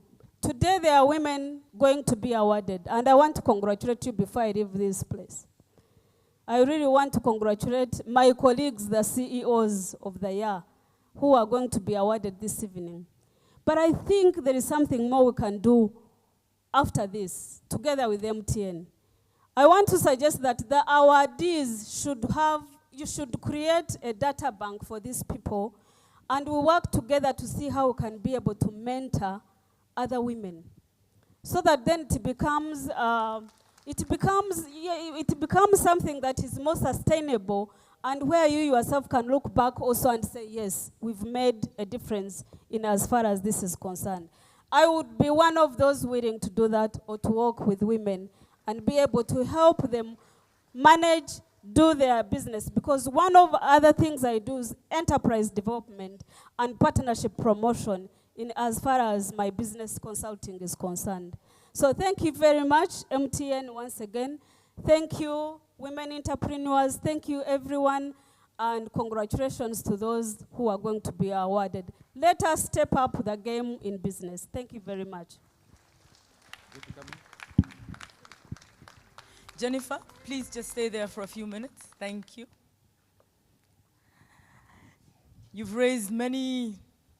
You've told us a lot, and thank you so much for sharing your journey. Don't you just appreciate Jennifer's journey? Can we just appreciate her once more? And you've talked a lot about how to make our businesses sustainable, about how to be more competitive, and I loved the pointer, enough Juakali methods of doing business. And I thank you for offering, the business consultancy, the enterprise development, and the fact that you move along with other women. That is definitely to be commended. And so I just want to ask, because I know that there must be a few people who would want to ask Jennifer some questions. So just before dinner, we're going to take 3 questions. If you asked a question the last time, kindly allow somebody else to get the microphone this time. So please put up your hand. My ushers, are you there? Because we need to move quickly. There are 2 hands on the table. Can you share the question together so that one of you speaks? Do a WhatsApp. Please don't forget to introduce yourself and tell us your business. My name is Pendoga Lukande, founder This and That. We made the lovely invitations that you received. Glad to be associated with MTN. Jennifer, I thoroughly enjoyed your presentation. I am passionate about mentoring women. I wouldn't be in business except for the desire to teach others. Money wouldn't get me out of my bed in the morning. I'm not wired that way. Now, the girl child is often not taught about handling money, making money, saving it, investing it.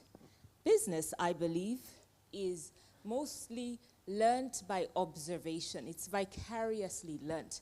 Did you learn business from yourself, or did you learn it from somebody else? Thank you. 2 more, quickly.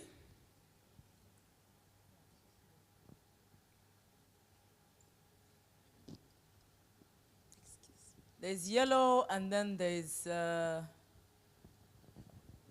Miss Rehema here. Thank you very much. My name is Doreen. I work with National Medical Stores. There was something that I noted. You said your husband joined you 5 years when you were already in the business. I would like you to share with us how you really got your partner and said, come along. And what were some of those internal challenges that we need to share? Thank you. One last one from Ms. Rehema.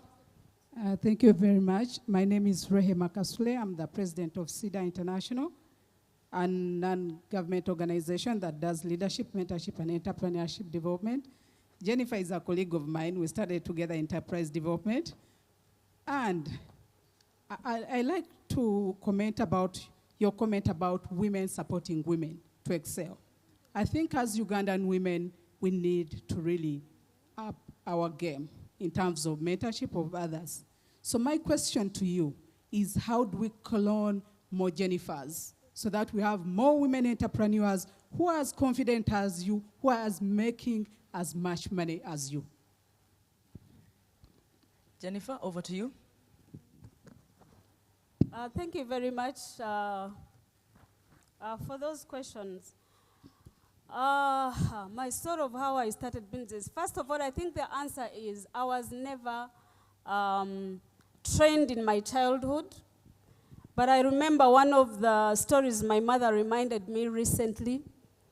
Whenever she called me, I would be away, I would be in meetings, I would be doing something. And then when I picked the phone and we discussed, she said, I saw you a long time ago. Because, like, you know, those of you who grew up in the village, there are chores we do at home. My family were cattle keepers. That's the business my father did. And of course, some of the chores we did were, we remove the cow dung and throw it somewhere, then clean up the place for where the cows are going to sleep. And those used to be some of the chores we did.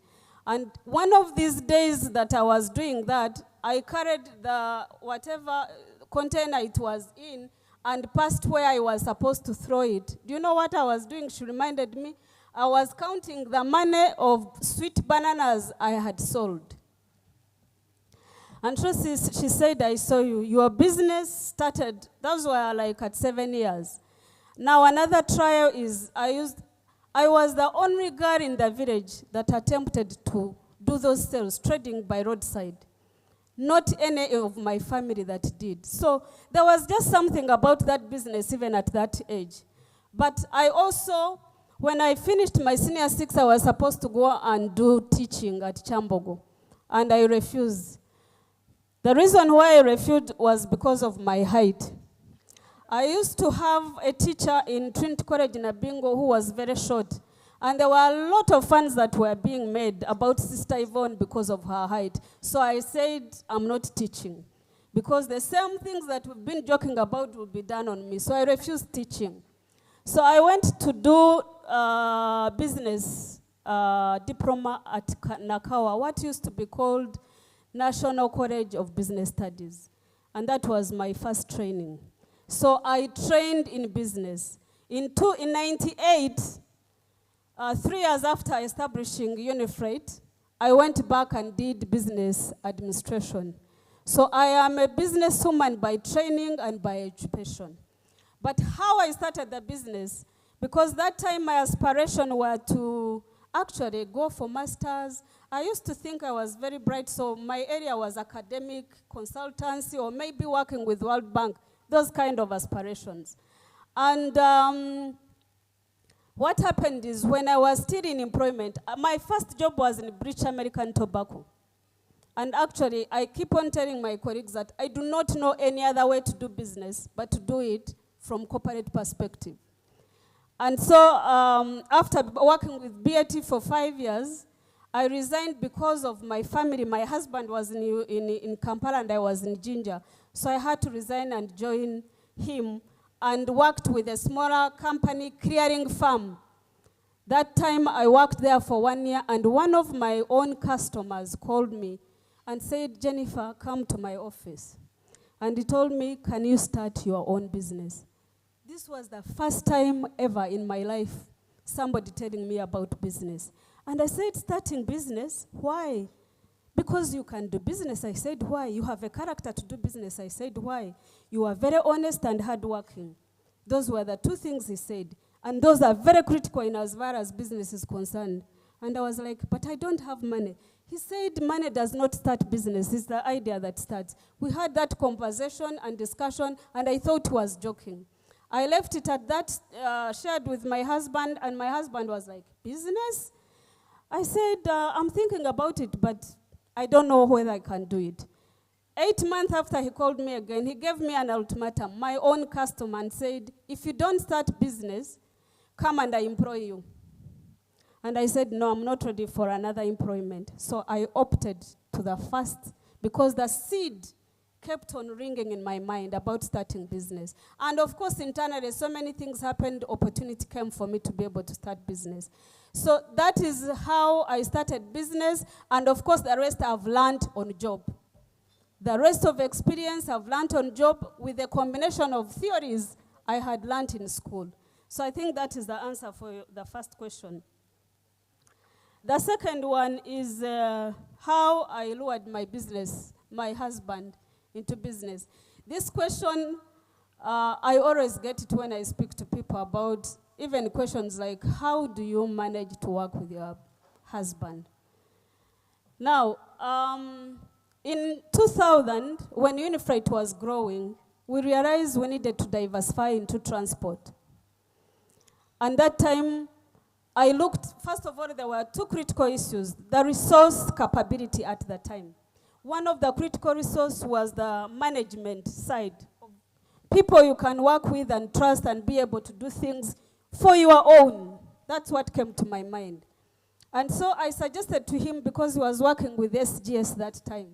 And I said, do you consider it something good for you to come and work, join us in Unifreight? And at first he said, to do what? I said, we want to diversify into trucking, transport, because our customers are continually demanding that we provide transport. And he was willing to come. He came over, and we separated the entities. I always tell you, women, my colleagues, that what we did, we separated the entities. Unifreight Trucking Service and Unifreight Cargo Handling. He became a manager, a shareholder, a director. We have shares in both companies, but when it comes to issues of strategic importance, we come together and discuss and plan together and implement separately. However, I am the CEO in as far as all those businesses are concerned. When it comes to strategic planning, I am the one who is doing that. And let me tell you something that is very interesting, I find challenging for other women, is the fact that you feel that maybe he's going to suppress you or whatever. My husband understands me. He knows what I can do, and I also appreciate those traits or areas of skills that he have in finance management that I don't have. And that's how we complement one another. He's a very good financial manager, and I'm a very good marketer, and I will go and look for this business and negotiate, come, and we do business together. And for me, that is very, very unique and important thing. Family business, to me, why are we struggling to begin with? It's for our family to begin with before we think about other people, isn't it? So for me, I have not found a challenge working with my husband. He knows, in as far as marketing is concerned, that's my area. I know very well when I have finished this deal, he will evaluate the costing and tell me this is not a good deal, but I've already committed myself. We'll see how to salvage it. And that's how we are moving on. And I really, like I said, I love it. You've seen me when I'm in these leadership things because I'm passionate about business advocacy in as far as this country is concerned. And it can take much of my time. When I'm away doing that, he's busy doing business. But remember, during that time, I'm also getting connections. You get what I mean? So there is no conflict, no challenge whatsoever for me to manage business with my husband.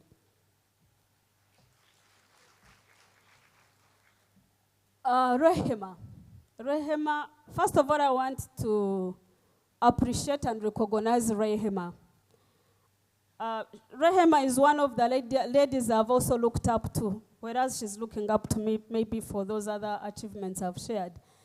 Because when we finished our course of enterprise development, I think she started mentoring girls, and she's done a good job. I want to appreciate you. I have wished, and I tell women whenever I meet them, I say, I want to mentor as many women as possible. And I shared with Stephen this. I've been mentoring people at my workplace. My nephew is doing business. I think he's one of the suppliers of fumigation to some of the oil companies, Chris Kawesa. He's one of my people I have mentored, and I'm proud about it because he's near me.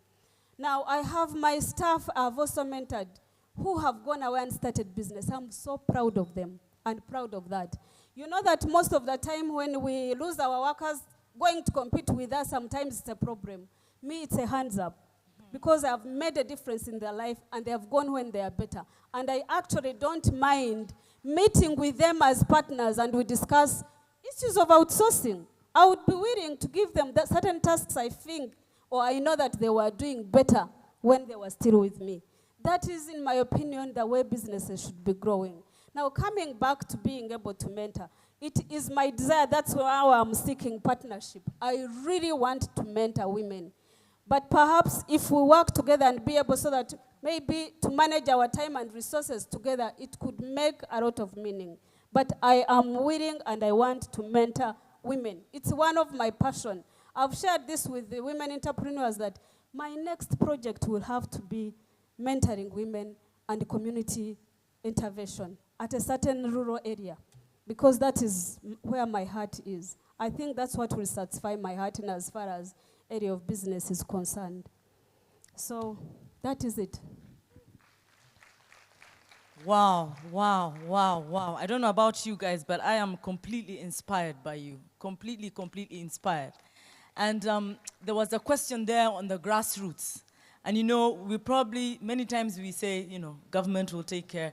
But I know that people like you taking small steps, choosing to get involved in a community, those small steps eventually add up, especially if we all take those small steps. And due to public demand, I was asked to take just one more question, because I know that all of us would want to learn something from Jennifer. So just one more question, due to public demand.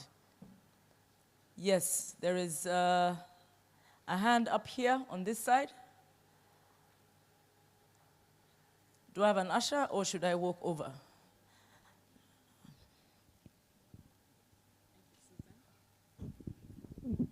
Thank you, Jennifer, for those tips. My name's Edna Kanavahita. I'm a co-founder of a company called Novifund. We're just starting it, and we're looking at financing women in business and mainly agriculture. My question is posed to you regarding something you said about opportunities. You said when opportunities come and you are not ready, they will pass by you. How can you prepare yourself to be ready for those opportunities?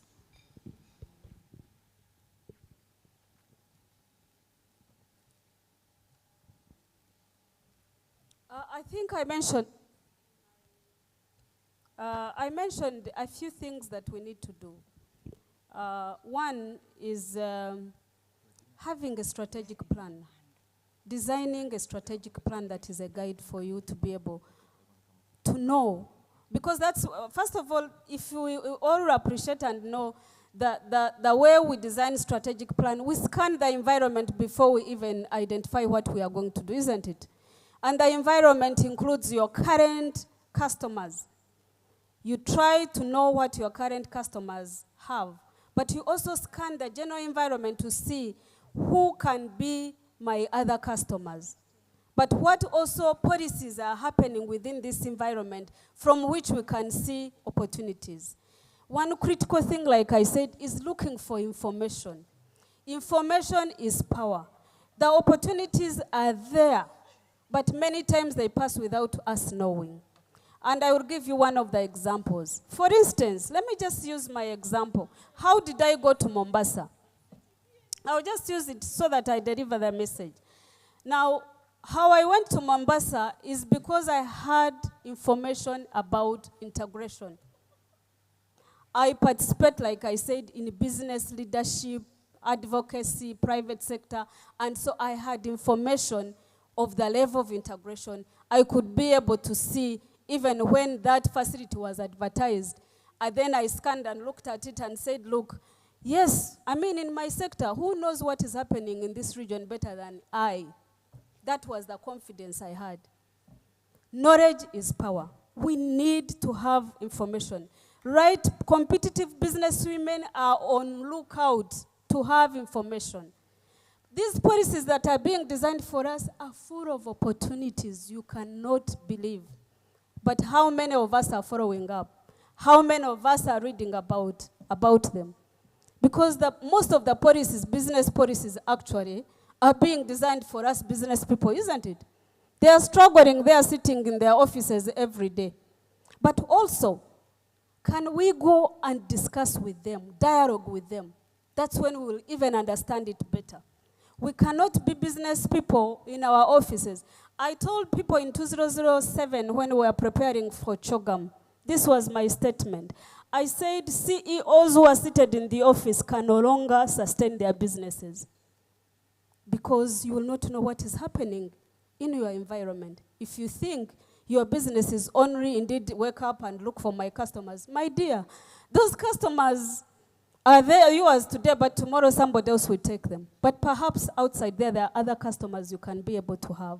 Information, looking for information, use that information to design your strategic plan. The strategic plan, like I said, today these are my customers, I know their needs, this is my strategy of how I'm going to serve them. Then let me check my resource base or capabilities. Can I be able to serve them well? If I can't, but also among those strategies you've designed, there are those you are doing today, and perhaps there are those you are going to do in the next 5 years. That is how we can be able to keep alert, to have strategic plans. Like I said, when the opportunity for managing Mombasa Port came in 2011, I already had a plan to do warehousing. It was one of my last items in my strategic plan. So I realized, okay, why am I doing warehousing, which involves construction? Do you see what I mean? And yet there is a facility that only requires contract management. So I said, let me first do the contract management. I'll come back to warehousing if it will still be relevant and needed by my customers. So it is very, very important. I love looking for information. I love learning. I love reading. Those are some of the things that are really, really necessary for you to have knowledge enough for you to be able to see those opportunities before anybody else sees them. Thank you very much, Jennifer. Can we please appreciate Jennifer? We could go on all night, and I know we don't have all night, and I know that you have many questions that you still have for her. For those of you who are on the wrong Facebook groups, please find the one that she's on, or the WhatsApp group, and please ask the pertinent questions. Don't forget about sharing pictures of the babies and the relationships, and share knowledge. Okay, it's now time for us to have dinner. And I'll ask our band, Unit 446, please feel free. This is also a networking opportunity. Feel free to approach Jennifer, anybody else, and ask your questions if you know that you still have them. And our Serena Hotel staff will be ushering us to serve. Enjoy your dinner. Fire ignites passion. Passion inspires creativity. If you have an idea, go out and make it happen. Free your imagination and ignite your creativity with the slim, sleek, and beautiful new Huawei P8. Now available in MTN service centers countrywide at only 1,590,000 shillings. Get more from the best network for smartphones. MTN, everywhere you go.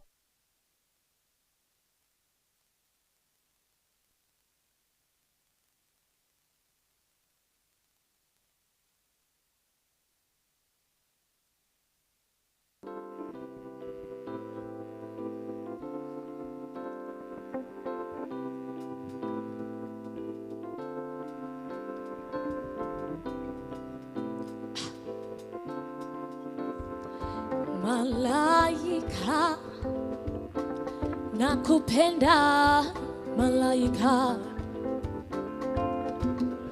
Malaika, nakupenda malaika.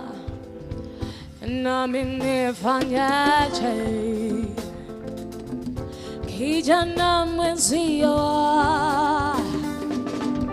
nashindwa na mali sina we, ningekuoa malaika. Nashindwa na mali sina we, ningekuoa malaika. Oh, pesa zasumbua roho yangu ya. Oh, pesa zasumbua roho yangu. Oh, sasa mipandesha kijana mwenzio. Nashindwa na mali sina we, ningekuoa malaika. Nashindwa na mali sina we, ningekuoa malaika.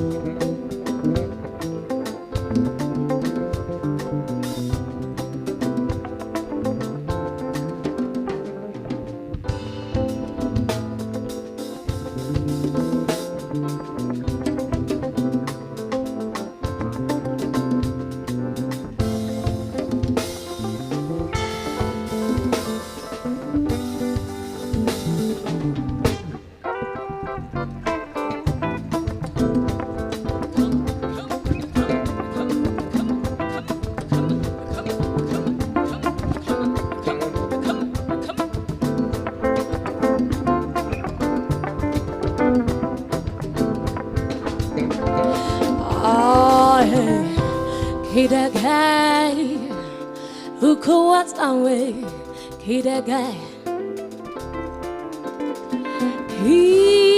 Kidagai, uko what's away, Kidagai. Oh, ningekuoa malaika. Come on, ningekuoa ta. Chinwana mali sinre. Nige kowa malaika.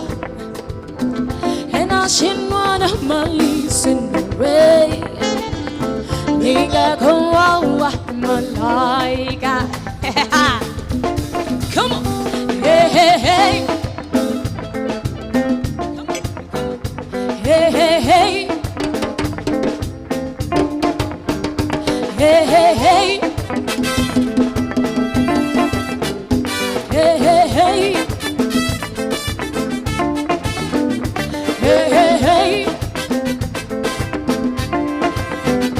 Hey, hey, hey. Hey, hey, hey. Hey, hey, hey. Hey, hey, hey. Hey, hey, hey. Hey, hey, hey. Hey, hey, hey.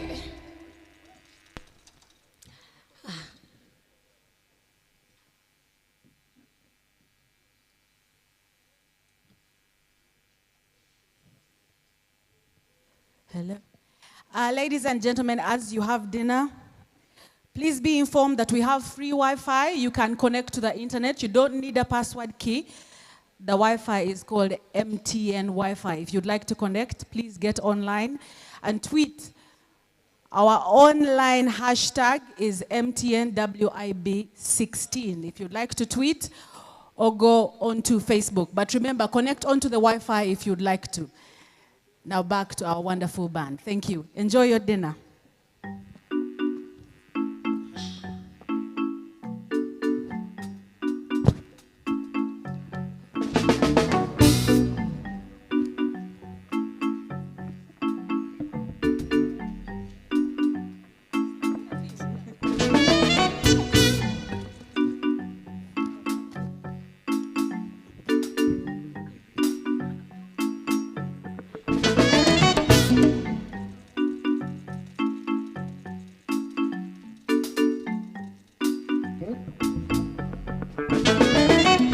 Oh, me you do all about war.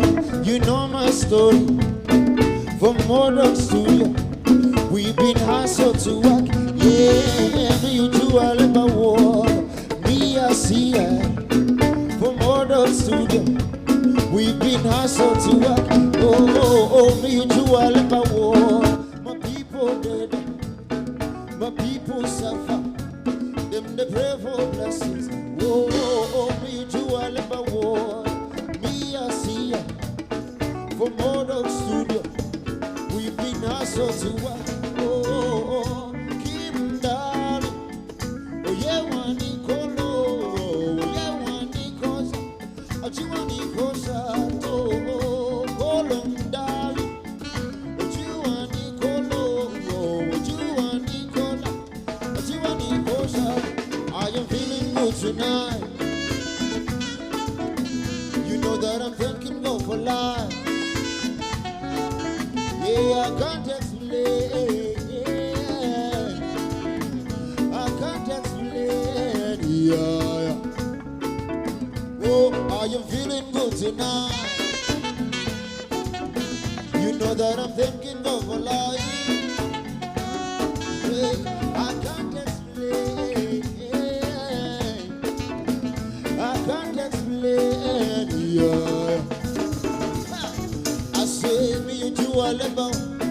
You know my story. From Murdoch Studio, we've been hustled to work. I me you do all about war. Me I see ya.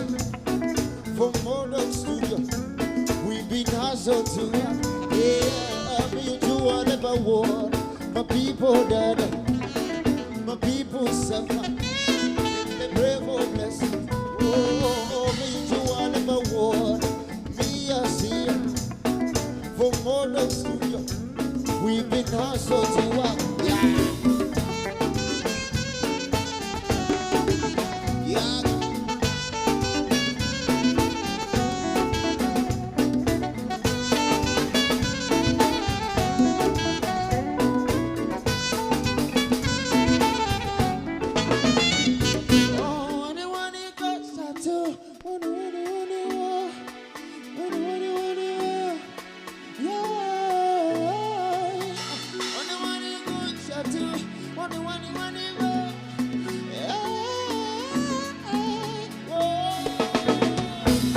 am feeling good tonight.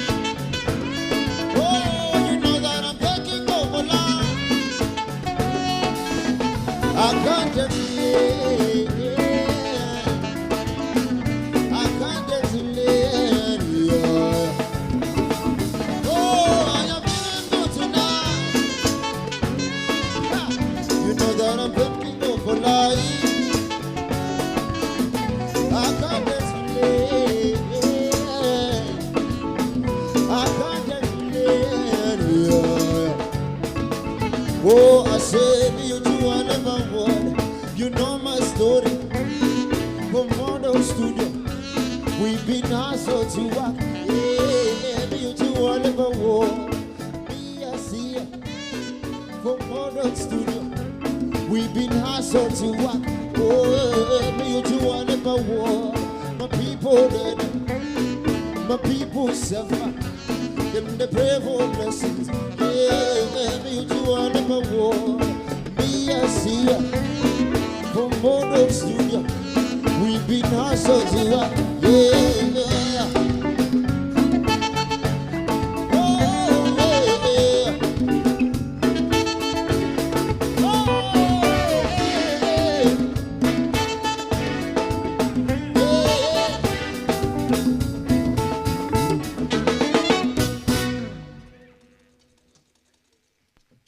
Thank you. And I want to dedicate this beautiful song to all the beautiful women around.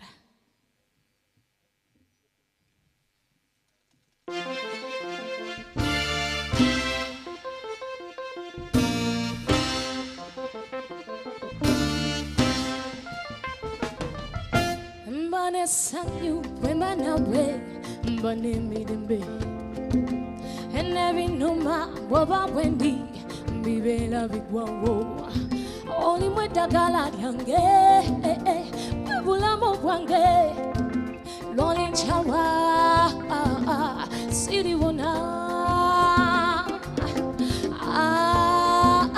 esanyu lyena linonya lyona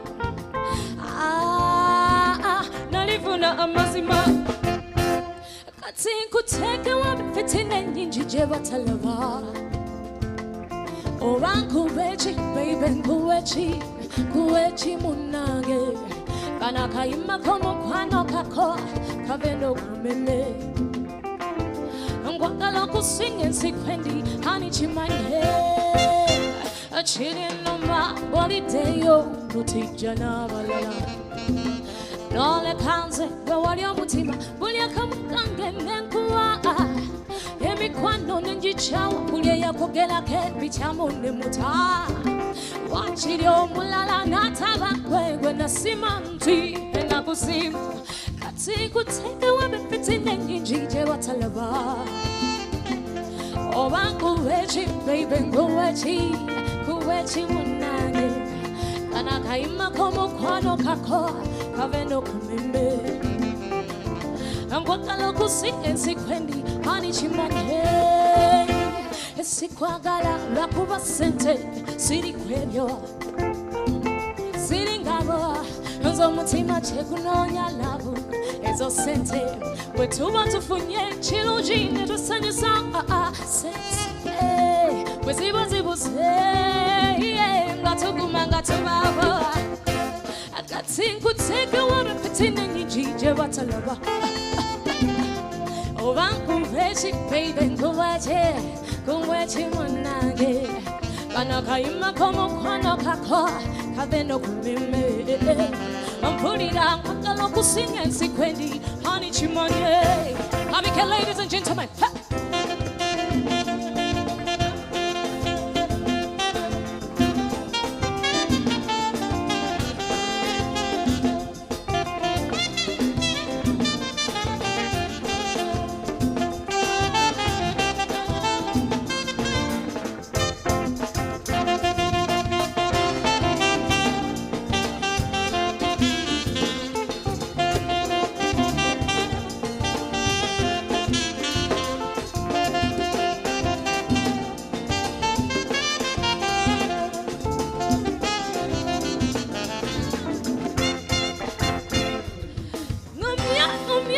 mutima gwewela tegulichuka njagala nazembe nkwagala kuchina balala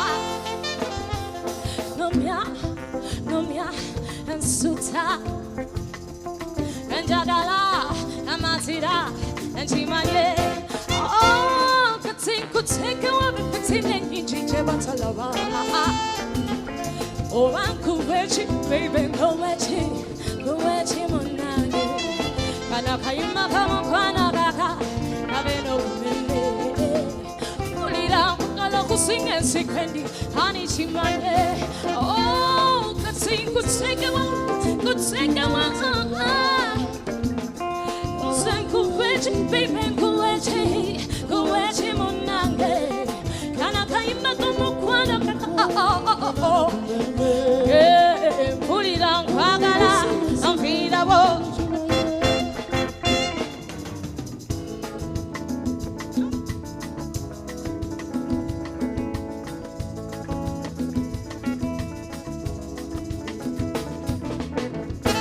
This is how it seems to me, and life is only therapy. Real expensive and no guarantees. So I lie here on the couch with my heart hanging out. Frozen summer graphics and like a rock in the ground. You move me, you give me courage I did not have. You move me, yeah. I can't go with you when still where I am. So you're mother of me. Come on. Here is how love was to me. I could look and cannot see. Going through the emotions, not knowing what pain. Oh, and it's so much. That I just couldn't out to no one. I might have stayed there forever, if not for your touch. Oh, but you move me out of their suspense into their fire. You move me.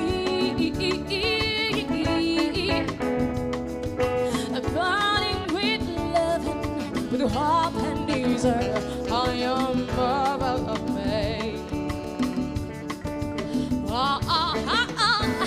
You go whispering the dark and making light of pain, and making light of pain. And I follow with my heart, laughing all the way. Oh, but you move me. You keep me dance, you make me sing, you move me. And take delight in every little thing. How you move me. Oh, how you move me. Oh, how you move me. Oh,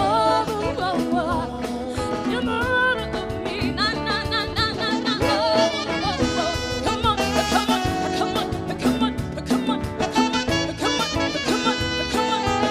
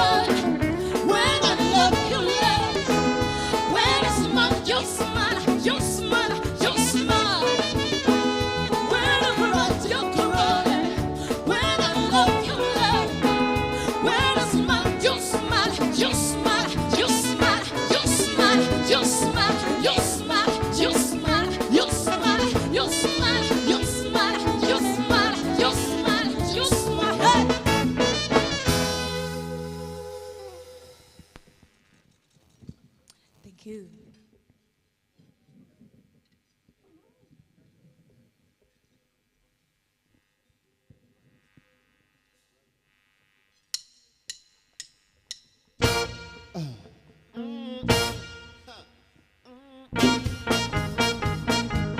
Oh, there's no need to hide away. Don't blame it on yourself. Don't hide away. Baby, no need to hide away. Don't give up on yourself. Don't hide away. What's left when love was lost? You can run to me, yeah. Whenever feeling lost or in despair, you can run to me, girl. No covering eyes or rocking your hand.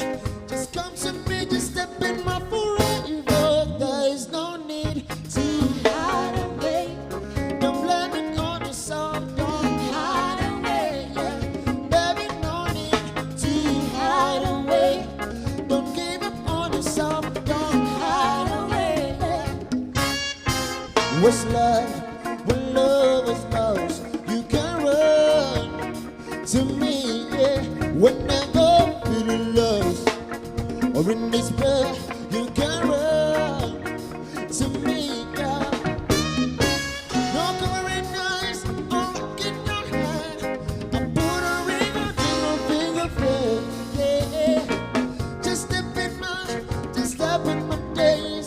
You've had me now, you step in my forever. There's no need to hide away. Don't blame it on yourself. Don't hide away. Baby, no need to hide away.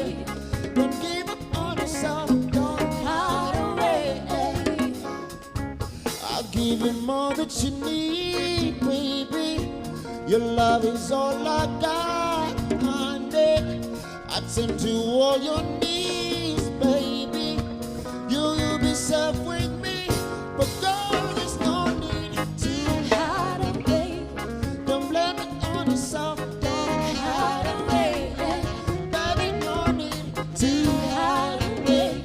Don't give it on yourself. Don't hide away.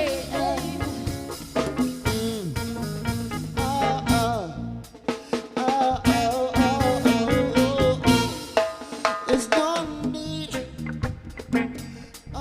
There's no need to. There's no need to. Whoa, oh, oh, oh, oh, oh, oh, oh, yeah.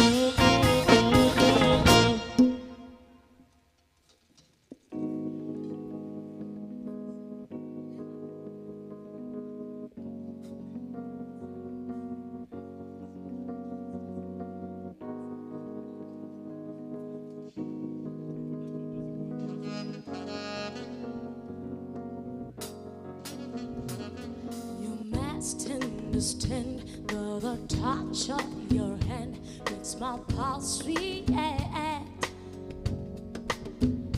That it's only the thrill of by meeting girl, opposite touch and it's physical,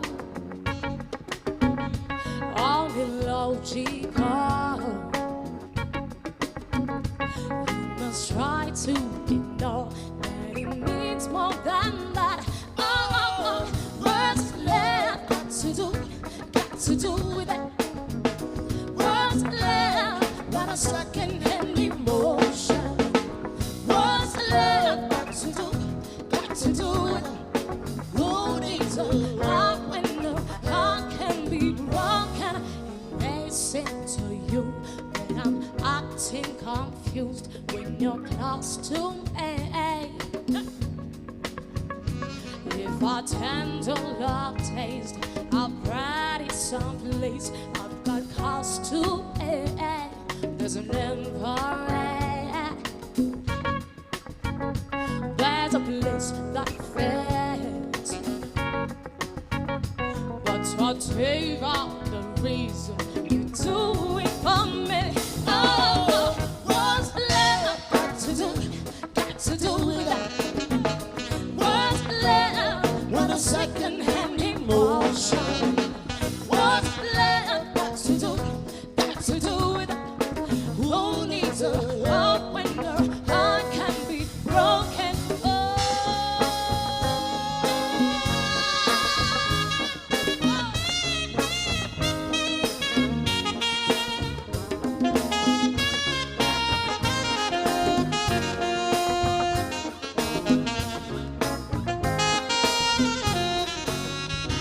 I've been taking out a new direction, but I have to say, I'm thinking about my own protection, which scares me to feel this way. Oh, what's left to do with that? What's left but a second-hand emotion? What's left to do with it? Who needs a love when no I can be? And what's love got to do with it? What's love but a second-hand emotion? What's love got to do with it? Who needs a love when no I can be? And what's love got to do with it? But a second-hand emotion. What's love to do with it? Who needs a love when no heart can be broken? Who needs a love when no heart can be broken? And who needs a love when no heart can be broken?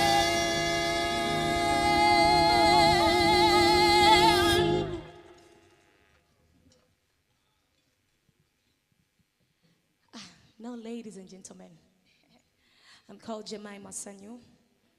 I'm a musician, and with this beautiful band, the Unit 446. But before we go on, we have a surprise for you tonight. This is a very special night, a very special occasion, with a very special musician. I call her my mama, because I look up to her most of the times. She believes in me, just like the way I adore her. Ladies and gentlemen, I give you the only Mama Jovanita Kavadia from the Africa Band. Thank you. I'm really humbled to be here. And when you talk about women in business, I really feel proud about that, because I know without women we can't make it. And when you are women and a team, you could always, the sky is no longer the limit. Here comes my first presentation to you, a song called Tony. Thank you.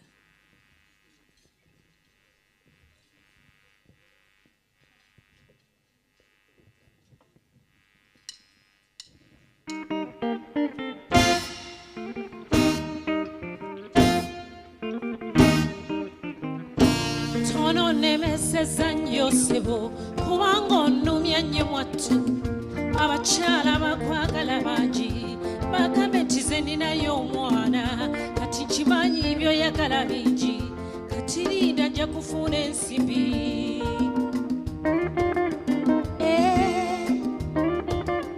mwana gwe nti tono nemeseza nnyo ssebo kubanga onnumya nnyo mwattu abakyala bakwagala nkumu bagambe nti ze ninayo omwana kati nkimanyi by'oyagala bingi kati linda nja kufuna ensimbi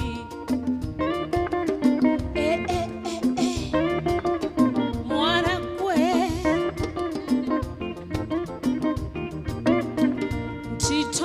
onneeseza nnyo ssebo kubanga onnumya nnyo mwattu abakyala bakwagala bangi bagambe nti ze ninayo omwana kati kimanyi byoyagala bingi kati linda nja kufuna ensimbi ezengoye zewegomba ssebo eye dubayi ja kuleta nkumu abagagga tebakutwala ddiya ekyo kimanyi nti ensi yekyuka emakindi abeerayo ne godi yeye kolola leseeyo pawulo mamaze hayi babe kiza mamaye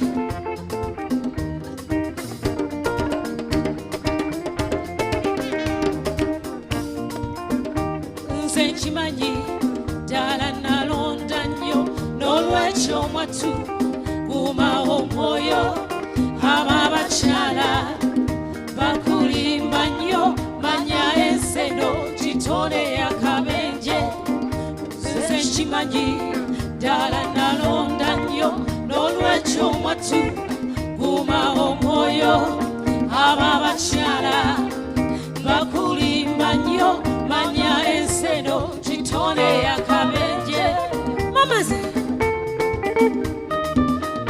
ladies, are you there? Can I dance for you? Do you want to see Joanita dancing?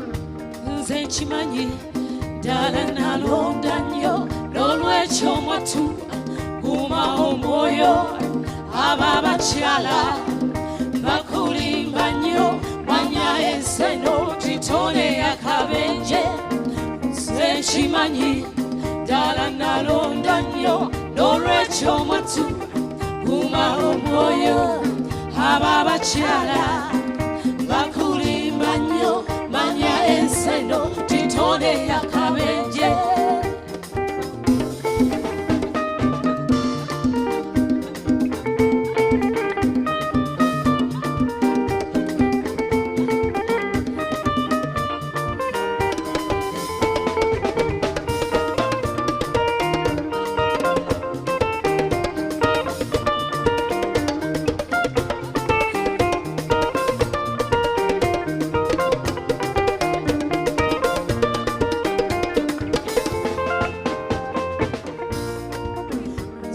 kimanyi ddala nalonda nnyo n'olwekyo mwattu kumawo omwoyo abo abakyala bakulimba nnyo manya enseno kitone yakabenje.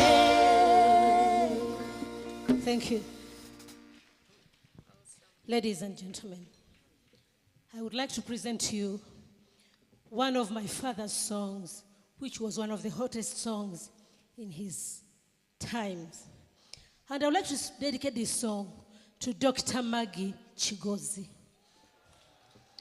Maggie Chigozi is a mother to Navio, and Navio is one of my sons whom we've made a duet with him. Here comes a song called Susanna.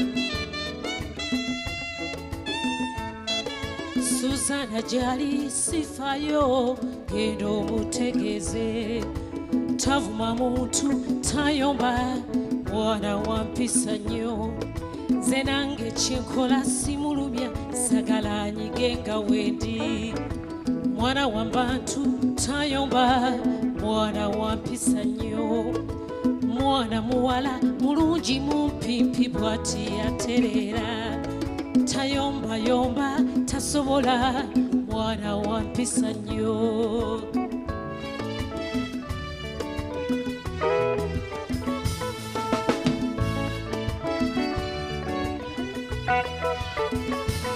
o Suzana jali sifayo gendo obutegeze tavuma muntu tayomba mwana wa mpisa nnyo nze nange kinkola simulumya sagala anyige nga wendi mwana wa bantu tayomba mwana wa mpisa nnyo mwana muwala mulungi mumpimpi bw'ati yaterera tayombayomba tasobola mwana wa mpisa nnyo singa Suzana taba nange nze no bambi sichachacha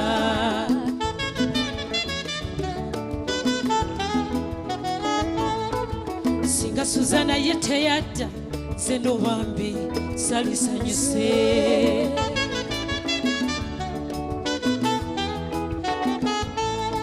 singa Suzana taba nange sirya mama sinywa mwenge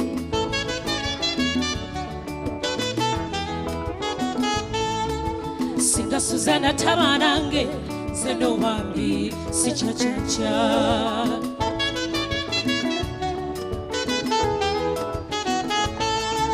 singa Suzana ye teyadda nze no bambi salisanyuse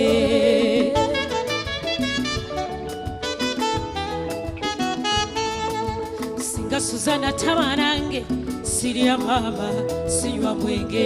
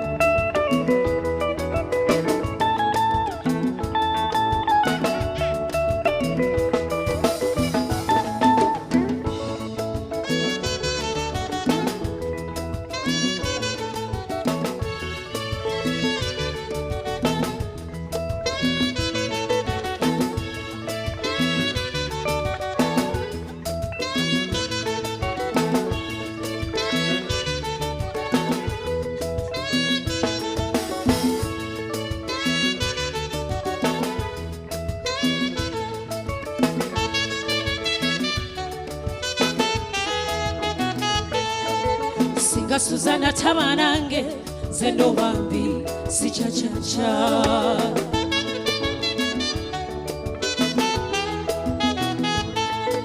singa Suzana ye teyadda nze no bambi salisanyuse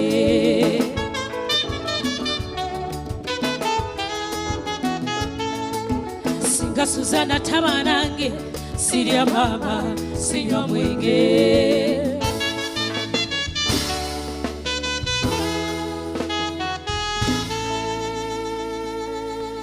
Ladies, you are my Suzana. Here comes a special song called Mfunda no Movie, and I would like to dedicate it to Jennifer.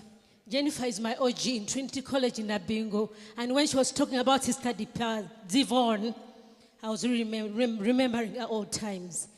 And she didn't want to teach, and for me, I went for teaching. And I really enjoy teaching. So Jennifer, I'm not regretting why I went for teaching either.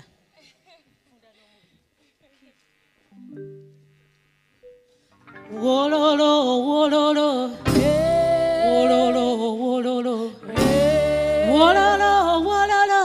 Nano mubinga zara ngalima, kaya niriza na wololo, wololo, wololo, wololo, wololo, wololo.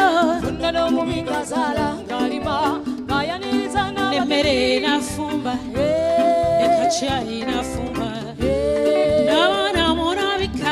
No moving Gazala, Galima, Kaya Nizana, Segomba, Abeita, Bebe, Emangenga Tamu Feko, no moving Gazala, Galima, Kaya Nizana, Olugambo Simuriko, Yasanga Yogera, n'ebyokubaliga nabikoowa funa n'omubi ng'azaala ng'alima ng'ayaniriza takiina nze simukiina kyayagala akiŋŋamba n'essente oyo yazikuuma funa n'omubi ng'azaala ng'alima ng'ayaniriza n'abagenyi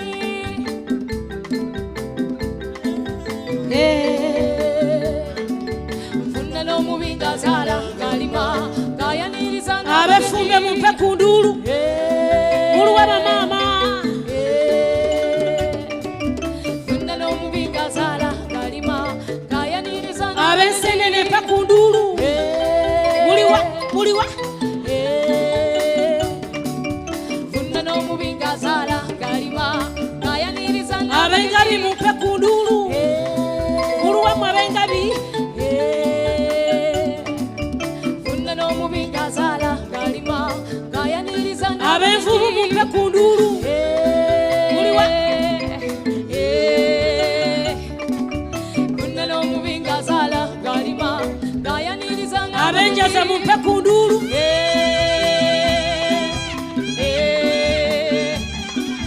funa n'omubi ng'azaala ng'alima ng'ayaniriza ab'embogo mumpe ku nduulu muluwa embogo ennene funa n'omubi ng'azaala ng'alima ng'ayaniriza ab'emmamba mumpe ku nduulu muluwa ab'emmamba funa n'omubi ng'azaala ng'alima ng'ayaniriza emmere nafumba ekacyayi nafumba n'abaana monabika funa n'omubi ng'azaala ng'alima ng'ayaniriza segomba nze segomba abeeyita ab'ebbeeyi nemmange nga tamufeeko funa n'omubi ng'azaala ng'alima ng'ayaniriza olugambo simuliiko kyasanga byayogera n'ebyokubaliga nabikoowa funa n'omubi ng'azaala ng'alima ng'ayaniriza ololo ololo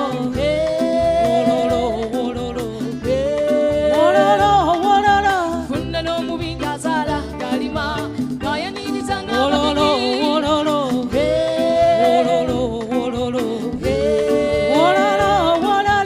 funa n'omubi ng'azaala ng'alima ng'ayaniriza n'abagenyi.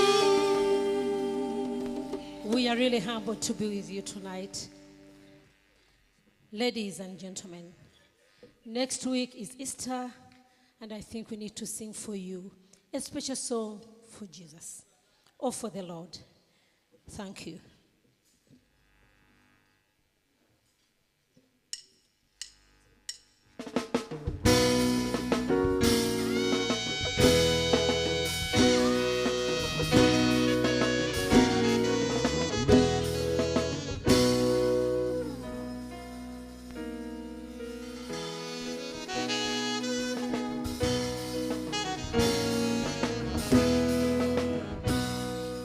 Emirimu gyange ngikwesiza gwe Mukama, n'ebirowoozo byange binaanywezebwanga gwe. Gwankolera buli kimu ky'ova olabanga kwekwasa, okuwanirira okwanukulwa byonna Taata buyinza bwo, okusaasira n'amazima bye birongoosa obutali butuukirivu, era okutya Mukama kwe kuggya abantu mu bubi. Tobeera wala Mukama, Taata yamba wonye emmeeme yange, taasa mponye ekitala eky'omubi, ondokole mu kamwa k'empologoma. Tobeera wala Mukama, Taata yamba wonye emmeeme yange, taasa mponye ekitala eky'omubi, ondokole mu kamwa k'empologoma.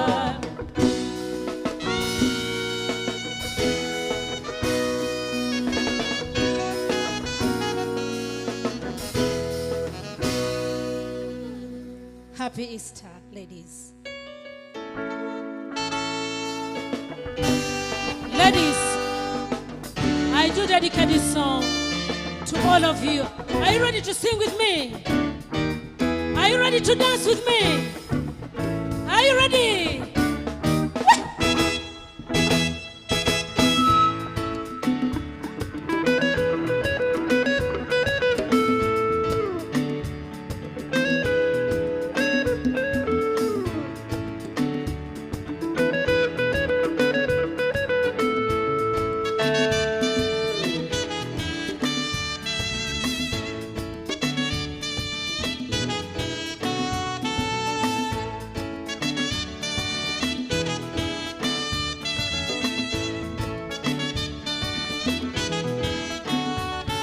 obulungi bwose bwo jimu wange bunzije waffe nze Jeni sikyaddayo olwaleero kankubuulire ekyama kyange gwe gwe nasiima nakuumanga obulamu bwange bonna abaali bakwasunga bambi abo nze mbasaasidde ebyo babiwumbule tebandaba nti nze nkwekutte sekako mwattu ku kaseko kange ebyo bye byange wenna nze nkweyagalira awo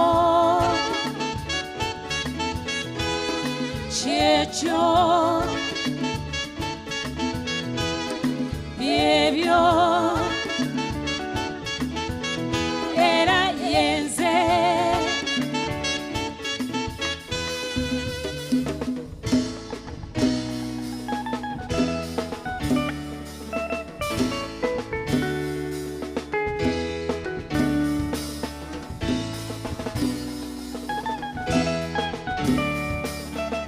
Are you ready to sing with us?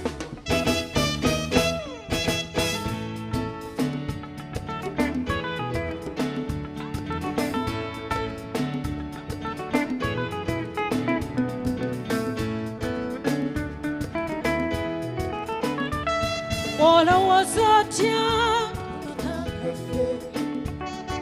tukole tutya tusonyiwagane tusabenga nnyo olugambo obutwa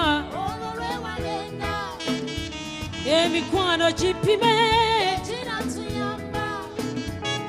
esente mukisa nkuba nkukube awo kyekyo byebyo era yenze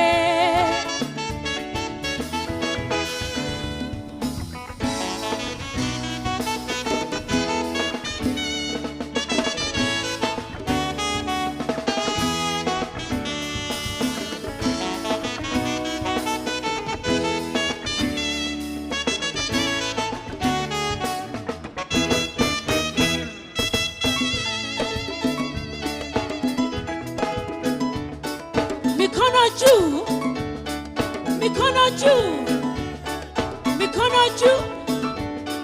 Say yeah, yeah.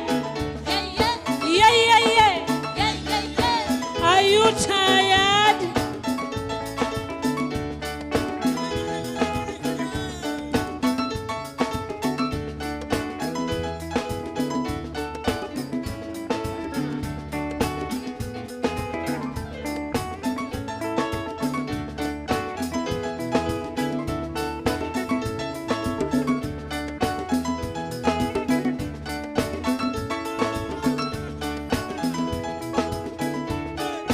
Wewalenga nnyo okuyingira ekiro ensonga za waka zibenga za munju mwokka bw'oba ng'onyize jibuto kuba ndi mwana wa bantu jjukira gye wanzija toyombanga mu bantu kuuma ekitiibwa kyo bwenkanya bwokka n'amazima bye noonya nze ndaba byebyo kukuuma obufumbo bwaffe jimu olowooza otya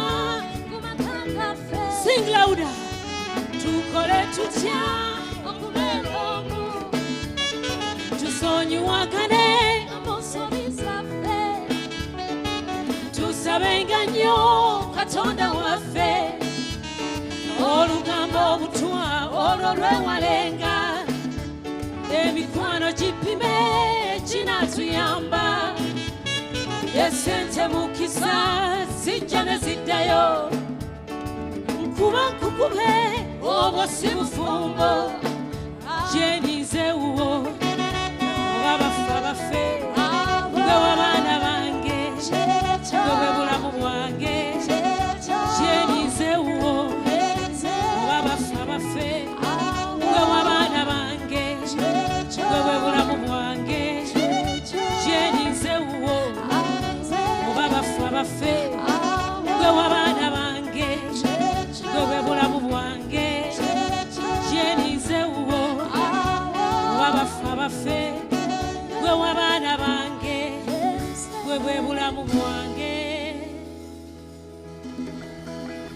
really humbled, very humbled to be here.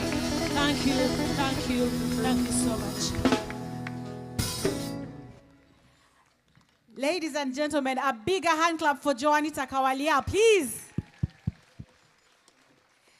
Thank you, Joanita. Thank you to Unit 446 as well. This is a lovely evening so far. Ladies and gentlemen, let's not forget why we are here.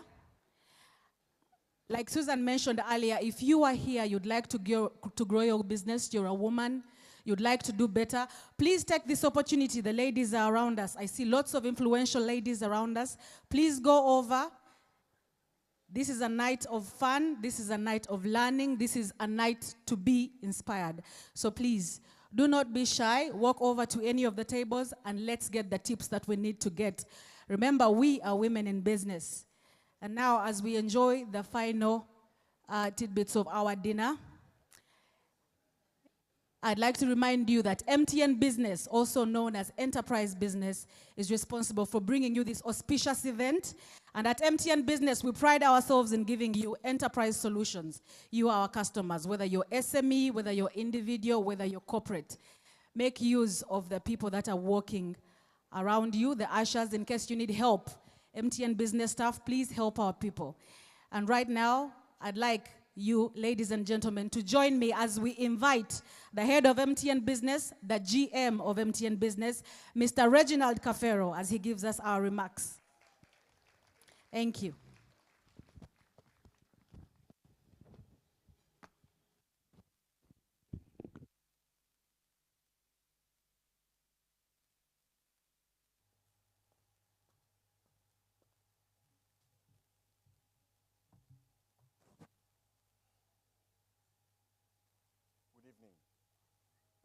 Good evening, ladies and gentlemen.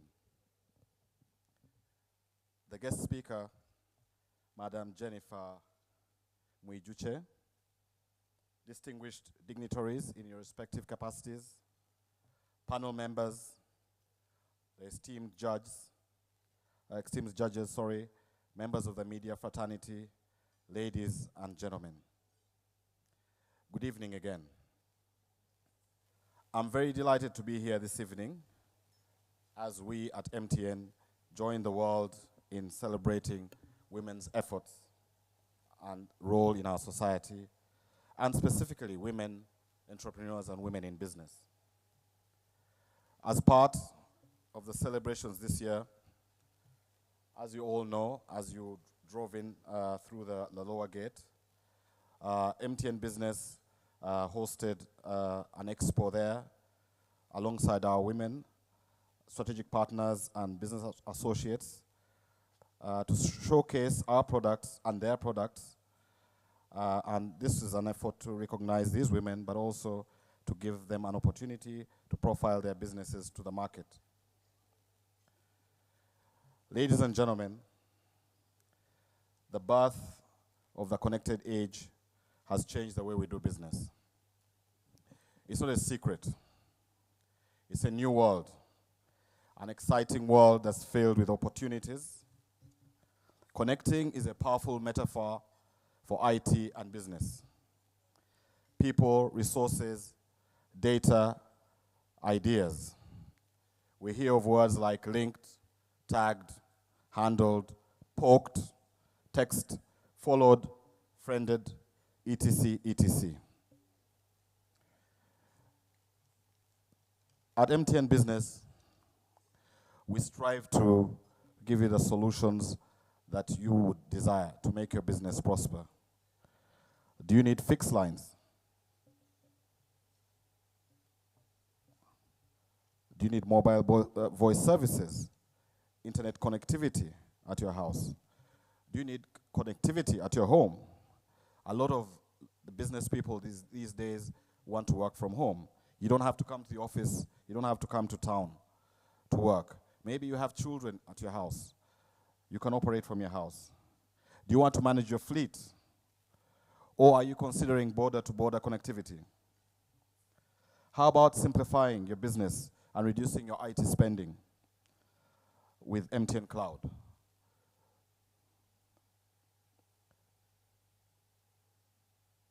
This collection of services changes how your business works by offering a secure virtual network that connects you to your software and data anywhere, anytime. A lot of the ladies who are up here were talking about the way you're able to. Have you tried to use WhatsApp to market your business, Facebook, and all the other cloud services? Whatever you are, whatever your requirements are, no matter the size of your business or where you're located, we're able to provide you with cutting-edge technology and customized solutions that will boost your business productivity, efficiencies, and cost effectiveness. At MTN Business, we empower you to move into the new world of business. We help make small businesses bigger and big businesses better. I'm proud to be associated with you all, Uganda's most outstanding women entrepreneurs. Thank you for listening to me. Have a delightful evening. Just before I go, up on the screen is the offer for today. We have free CUG subscription for 2 months for the ladies who sign up today. We have 1 month 50K business bundle. The bundle has SMS, data, and voice. If you sign up for 6 months. We are also offering today, as an exclusive offer, a 1 month free for MTN, 1 month free in terms of monthly subscription if you sign up a broadband link. And with this broadband link, we'll give you a fixed line. We'll also have a fixed line if you sign up for one of our 3G routers. Our MTN sales representatives are around the room. A lot of you see them around. Please feel free to talk to them if you're interested in any of these services. Thank you for listening to me, ladies and gentlemen. Have a delightful evening. Thank you.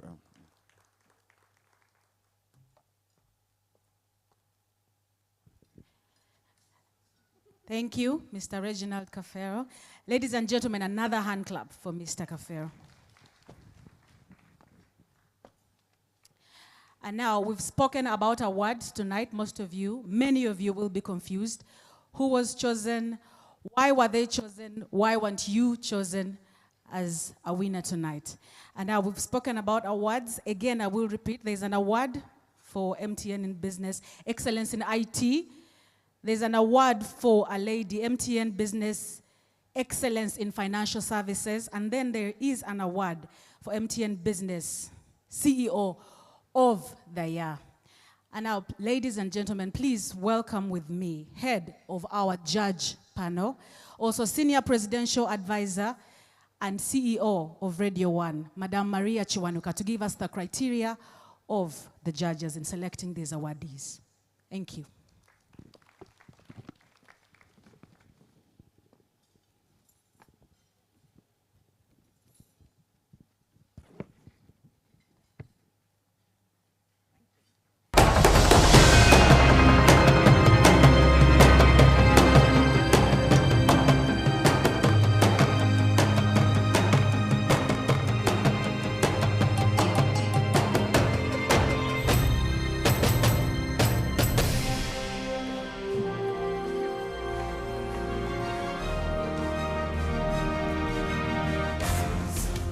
Ladies and gentlemen, welcome to the MTN Women in Business Awards 2016.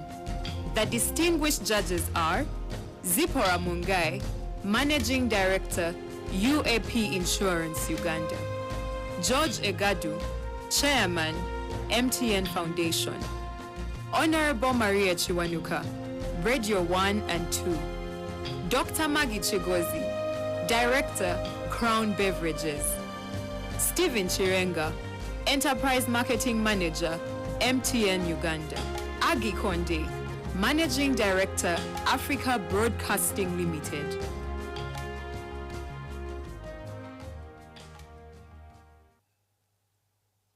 The guest speaker, Madame Jennifer Mwijuki, my friend; distinguished dignitaries in your various capacities; panel members, esteemed judges; MTN Uganda management and staff, fellow members of the media fraternity, ladies and gentlemen. I'm delighted to speak at this occasion as we partner with MTN to celebrate women in business. Tonight, I'm honored to speak on behalf of the judges that have been engaged in evaluation of the various nominees. The Council of Judges is as has been read out to you. We hope we have delivered a credible and reputable vetting process. The MTN Women in Business Awards recognize that women with the courage, persistence, dedication, passion, and appetite for risk-taking, so as to bring about real transformative change for the better at their companies, in the industries as a whole, and even on a national scale. Sustainable and inclusive are the buzzwords we hear these days, and this speaks to the heart of the woman entrepreneur. She's sustainable because she has to be, to feed her household and feed her community. And she's inclusive because she is touted as a minority group, even though she's actually in the majority. The nominees tonight are all true entrepreneurs. We have been privileged to read their stories and note their achievements. During the vetting process, we made some observations that we'd like to share with MTN and everyone here. Under the MTN Women in Business Excellence in ICT Award, we feel the relevance of this category can be enhanced further because there was limited visibility of technology in influencing the various businesses available. This is a great opportunity for MTN to continue to show how ICT can be an enabler in business by reducing costs of operation and increasing value to the company involved. This focus would encourage more ICT-based firms to enter the award competition, offering new innovative ICT products and services to enhance the operations of non-ICT operators. We believe that ICT can be a product and a service in itself, not just an enabler. Also, we saw that the nominees were from different industries and with very limited data available. Therefore, it was challenging to compare them like for like. But we believe that as the entries increase in number and database each year, this will become more comparative. But one common factor would be to ask, how does ICT improve the service or the product of the individual entrepreneur? And how has it improved cost minimization or revenue enhancement over the last 3 or 4 years? Looking at the MTN Women in Business Excellence in Financial Services Award, most of the entries were from the informal sector. They were not structured as businesses and had no corporate governance in the way of company accounts or detailed bookkeeping. Ladies and gentlemen, mobile money transfer is the transformative innovation that has greatly increased access to financial services in Uganda and worldwide.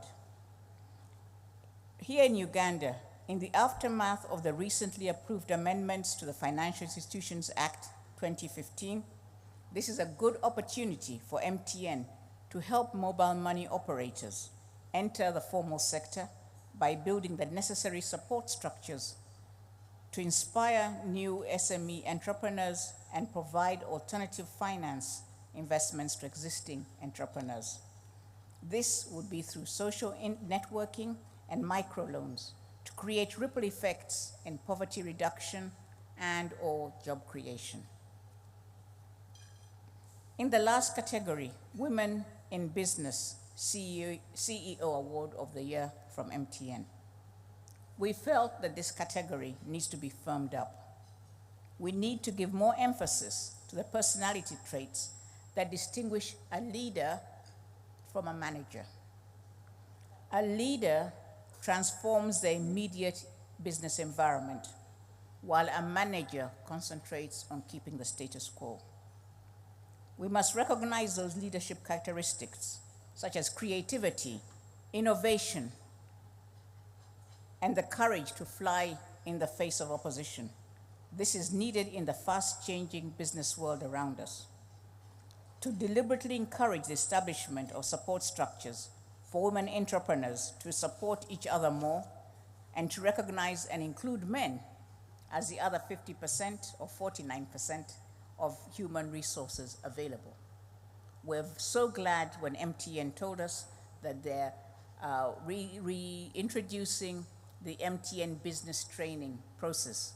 So this will no longer be just an annual event, but be a process that lasts throughout the year to help the women of Uganda. Thank you so much, MTN. Management of risk and competitor pressure also stood out as a glaring inefficiency amongst all nominees. On the whole, while all the nominees recognized that competition was a threat, none of them had put into place strategic plans to counter this threat. They all seemed to have a situation of waiting to copy what my competitor does.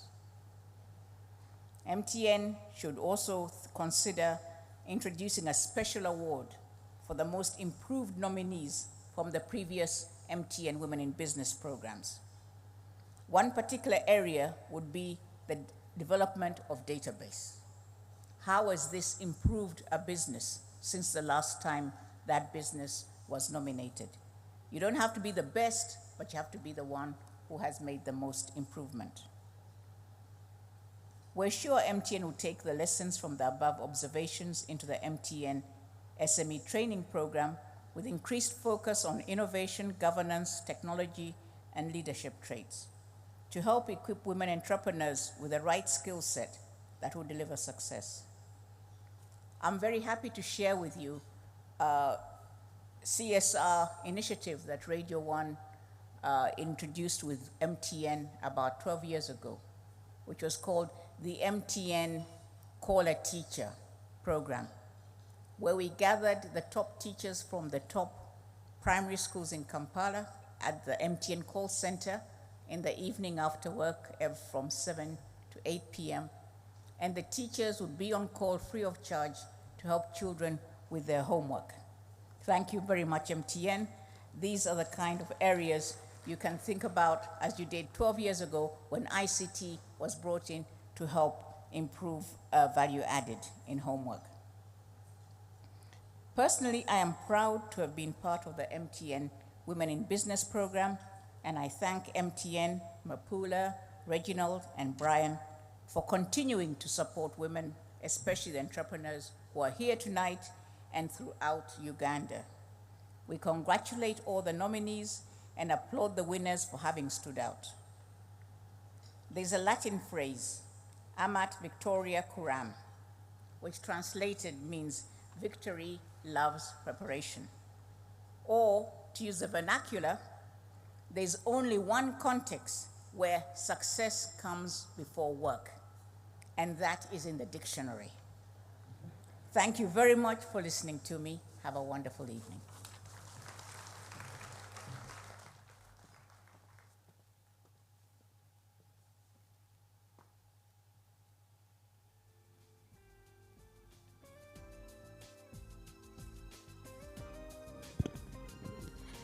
Thank you, the Honorable Maria Chiwanuka. Ladies and gentlemen, once again, please, a round of applause for Maria Chiwanuka. Thank you. And now,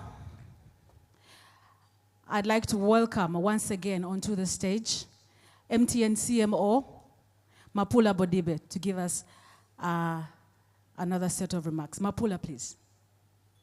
Thank you.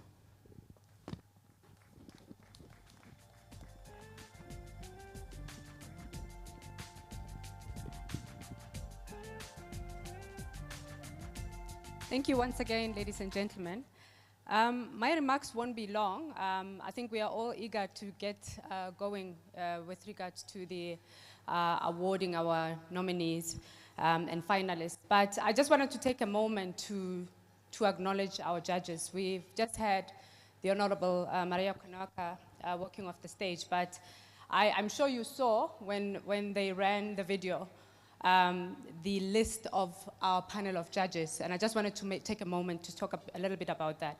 So amongst our judges, I'll just go through them slowly again. We have Maria Kiwanuka. She is the Presidential Advisor of Economic Affairs, a former minister, as most of you would know. We have Egi Konde, who's the Managing Director for Africa Broadcasting Limited, which is one of which, whose properties is NTV, most commonly known. We have Mr. George Egadu, who is our esteemed chairman of the MTN Foundation. You would have seen some of the work that is done by their foundation around the country. We have Dr. Maggie Chikozi, board member and founder of, and board member of Crown Beverages. And then, unfortunately not amongst us today, Ms. Zipporah Mungai, who's the managing director of UAP Insurance. So when you look at the judges that we have amongst us tonight, I'm taking a moment, of course, together with Stephen Chirenga, who's our marketing manager, but I'm taking a moment to pause because I don't know if you realize, I can't imagine a more prominent, a more distinguished, a more accomplished panel of judges. And I just wanted to say thank you from MTN for all the time. They've taken their time. As you would imagine, they are very busy business people, you know, doing, amongst others, you know, board work, as well as managing their own companies. But they, together with us, agreed to take time out of their very busy schedules to partake with us in terms of judging these awards. And I think for the finalists, I think I couldn't imagine a more, you know, better privilege for you to have had the experience of being judged by these panel of judges. And as you would have heard from Ms. Maria Konwaka, there's a lot of observations that have been made about your businesses, and I hope that you will take note of that and certainly take it in kind in terms of how you proceed in developing your business. Ms. Maria, from our side, we've taken heed of your findings, and we will endeavor definitely to pick up from your observations and see how perhaps with some of the participants can try and improve on some of the elements. And then maybe finally what I would like to mention is one of our partners is UAP Insurance, and what they have done very generously is to add to our package of awards, and what they've contributed is the awards will, the winners will also be getting Queen Motor Insurance cover. So that means that the 3 winners will be allocated motor insurance cover under women, because in their statistics they found that women had a very specific risk. I won't say lower or higher. I mean, most of you are drivers. I'm sure you'll understand what I mean. But they designed a package specifically for women drivers in Uganda because they realized that there was a specific set of needs. And as part of our package, they will be awarding our winners with, the winner will be getting, the SME CEO will be getting 78,500 worth of cover. The second award would be the ICT award. They'll be getting 31,500 cover. And then finally, the Mobile Financial Services Award winner will be getting 21,500. So we want to thank UAP for their contribution. And really, I think, acknowledge them for really picking up on a key insight, which is women's needs, particularly in the insurance sector. And with that, I'll hand over to our team to get started in terms of the awarding of awards. Thank you very much.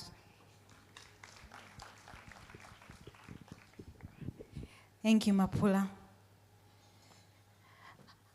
And now to kickstart the award ceremony we discussed before, there were 4 awards that we are going to give out tonight. We discussed 4 awards. The 3 awards that you will see are going to be presented to you later, and these there was a criteria that was given to our judges, and our judges decided on who should win these awards. The first award, though, was not decided on by the judges. To ensure MTN customer participation in this year's awards, MTN business customers were given a chance as well to be able to decide on who their woman in business is. And through our different online channels, our different digital channels, MTN customers were able to vote on who their MTN woman in business is. This is a woman who inspires them. This is a woman who inspires them. This is a woman who they look up to. Ladies and gentlemen, welcome with me again, the GM MTN Business, Mr. Reginald Kafero. Mr. Reginald Kafero, to give out this award. Thank you.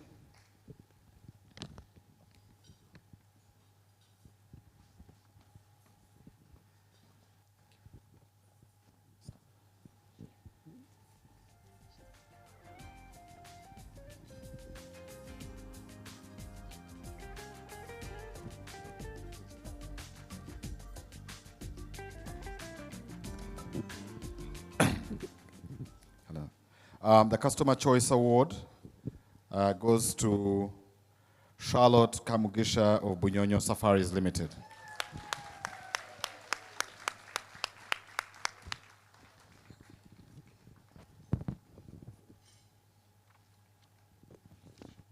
Is she here?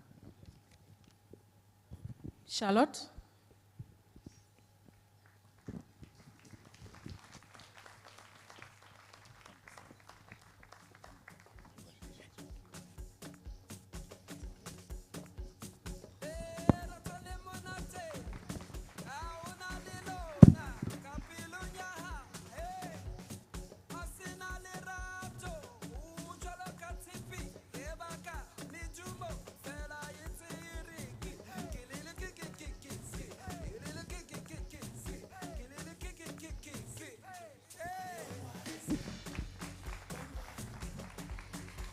Ladies and gentlemen, another round of applause for Charlotte.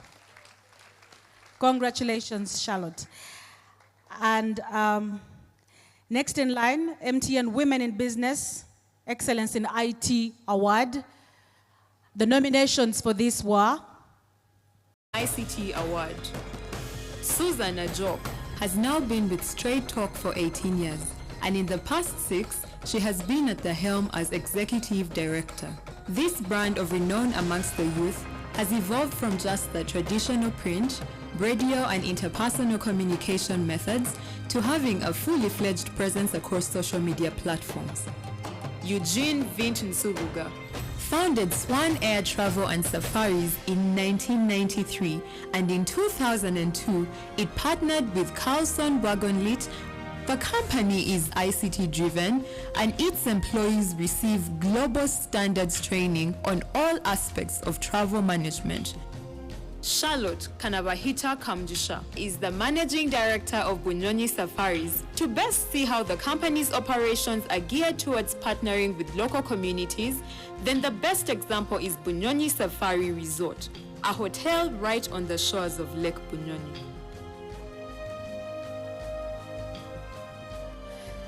Ladies and gentlemen, welcome with me the CEO Huawei, Mr. Stanley Chen, to present this award.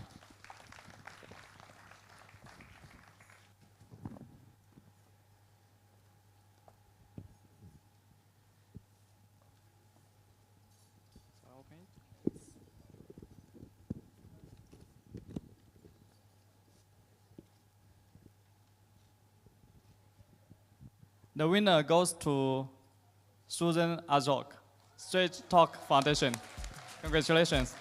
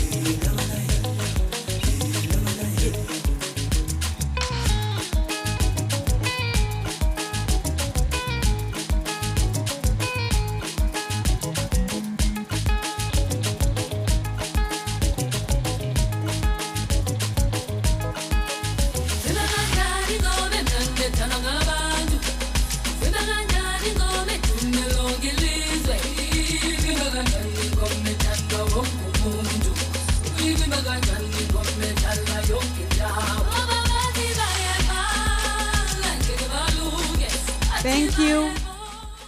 Thank you very much. Mr. Jock is a proud Shell winner as well. Congratulations to her. Please, another round of applause. Next, we have the MTN Women in Business Excellence in Financial Services Award. The nominees for these were? The nominees for the Excellence in Financial Services Award. Jacqueline Bijiranuamanya. Jackie's hope is to more than double the outlets in the near future and also to introduce agency banking therein.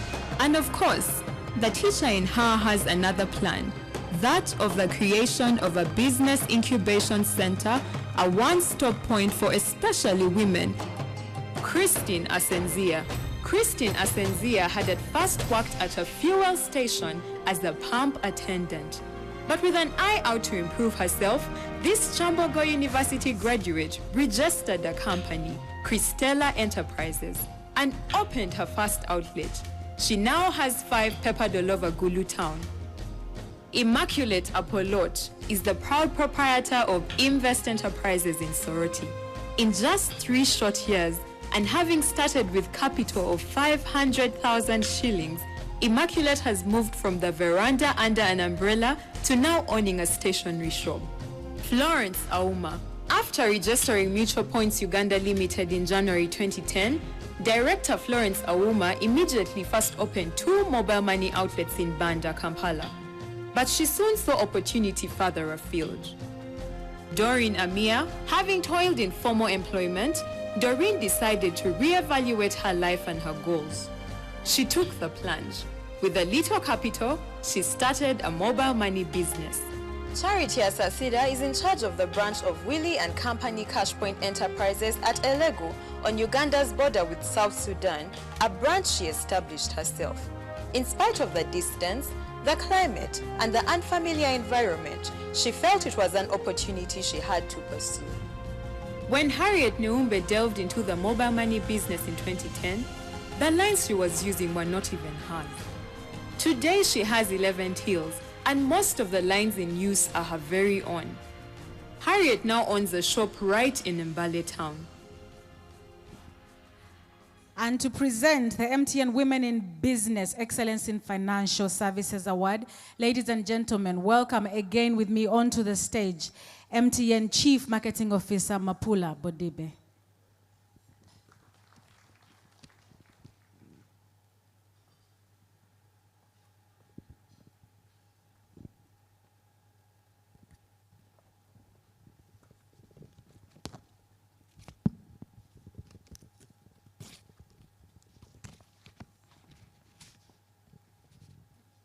And the award goes to Jacqueline Bigira Numayanas, Rural Communication Center.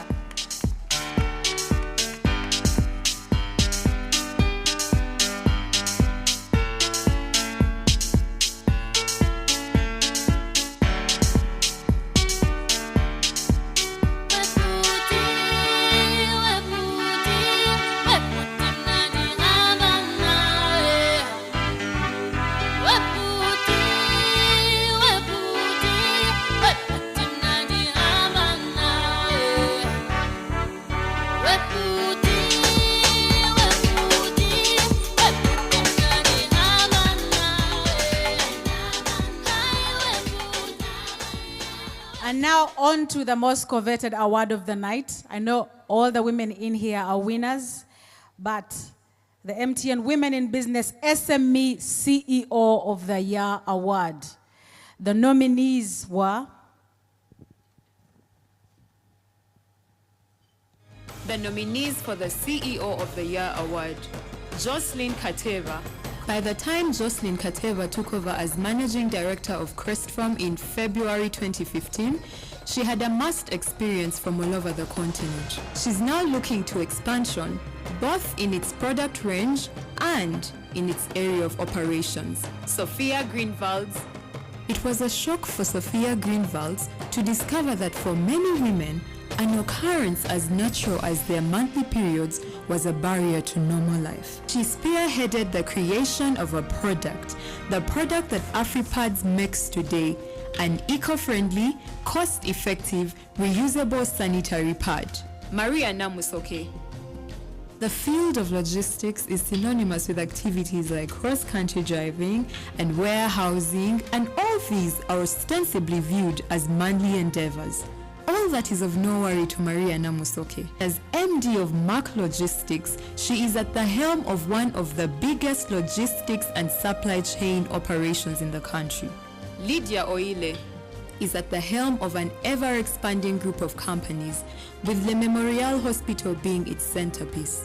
Le Memorial is decked to the tune of what Lydia further refers to as a 5-star hospital in an environment that is both curative and therapeutic to all concerned. Patricia Karugaba Chaze. Quality. That is the foundation Nina Interiors was started on in 1991. Patricia Karugaba Chaze has continued in the same vein. She's overseeing its expansion into Rwanda and also winning it off of imports, and in turn guiding the manufacture of its own products for export. And now to present the MTN Women in Business SME CEO of the Year Award. Ladies and gentlemen, welcome with me the man responsible for our being here tonight, MTN CEO Brian Goldie. The nominees for the CEO of the Year Award.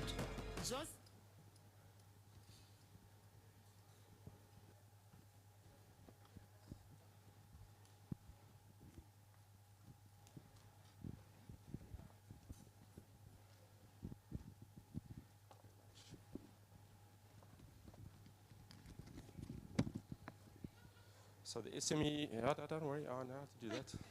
I just want to create some suspense. Oh. The SME CEO of the Year Award goes to, it's like the Grammys or the Oscars, isn't it? Suspense, the drum roll. And the winner is Alice Karugaba. That's correct. Nina Interiors, congratulations.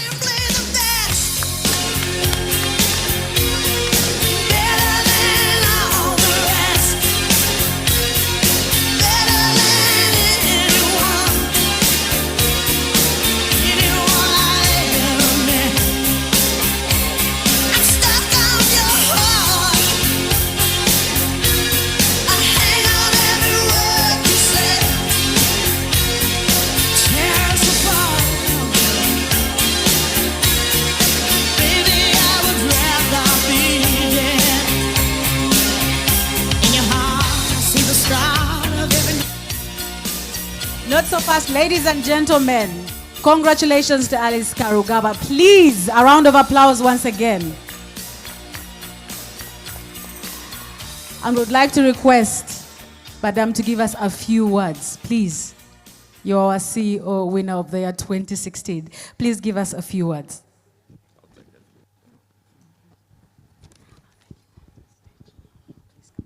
I'm so humbled, really.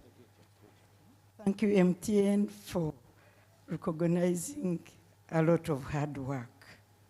Thank you, everybody who thought we've worked this hard. And I will take on technology. I will. I've had it. It's been difficult, but the girls are doing it. Thank you very much, everybody. Thank you, MTN, for encouraging the women. And let's not give up. Thank you.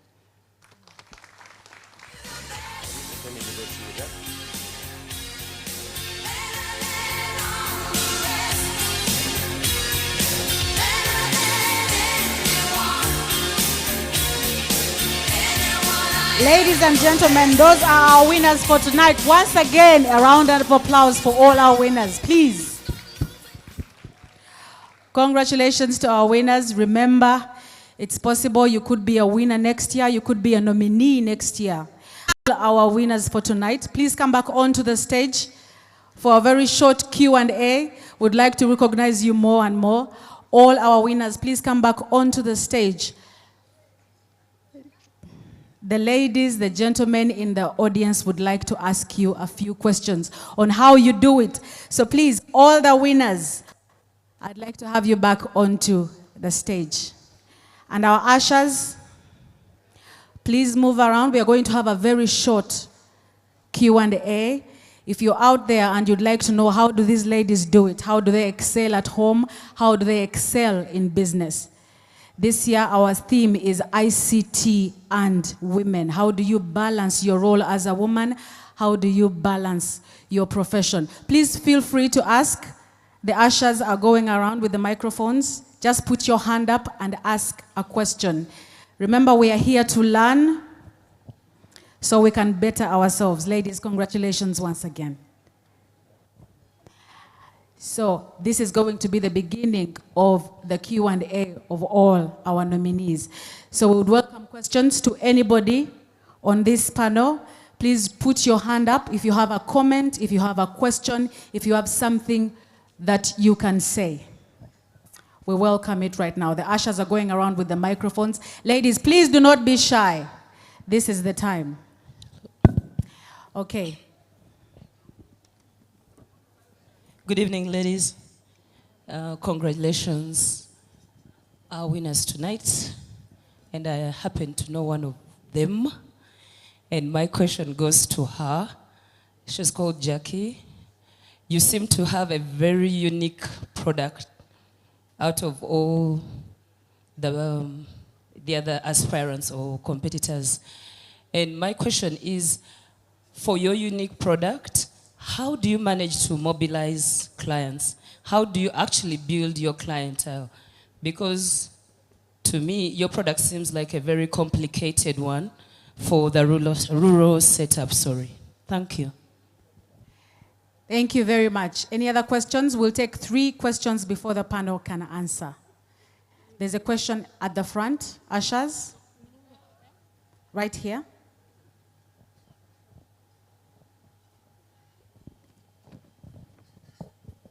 Thank you. Congratulations to all the winners. I'm Allen Asimwe. I was a panelist earlier. Mine is more of a comment. Very interesting to see and very, very nice to see Nina Interiors branching into Rwanda.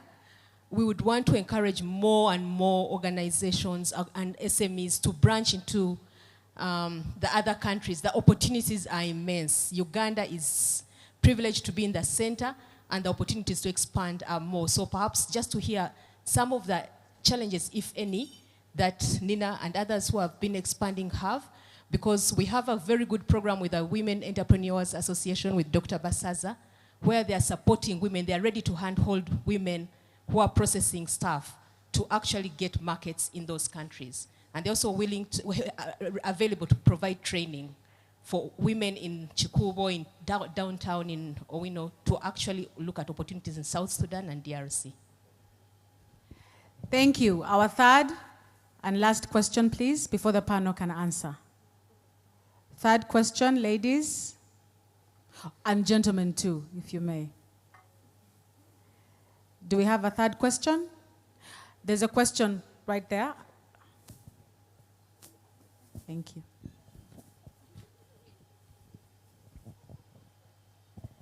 Thank you. My question goes to Nina Interiors. What's your secret to running a successful family business? Because I understand this has been going on through the generations. Thank you.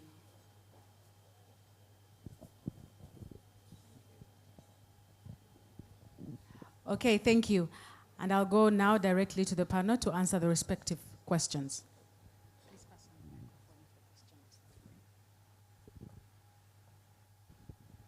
Thank you so much. I think one of the ways that I'm able, because I do mobile money services in about 12 districts,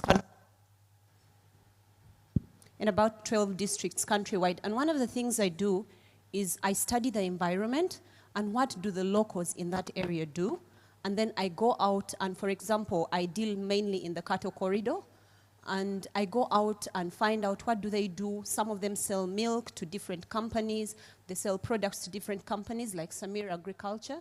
And I'll sign up memorandums of understanding with them to be able to pay those farmers real time, because the biggest challenge was how do they pay those farmers on time to be able to give them the milk again, because cash flow was a bit of an issue around there. So that's one of the ways I've been able to get more customers. And I've also, obviously it's customer care. People want to walk in and they know that they're able to get float, they're able to get cash, because if they don't, they'll just walk to the next person. So I just have to make sure I have enough cash and enough float to be able to help them.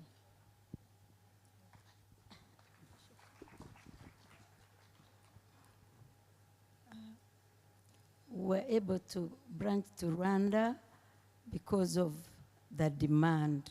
The customers from Rwanda would ask us if we could open a branch in Rwanda. And we did.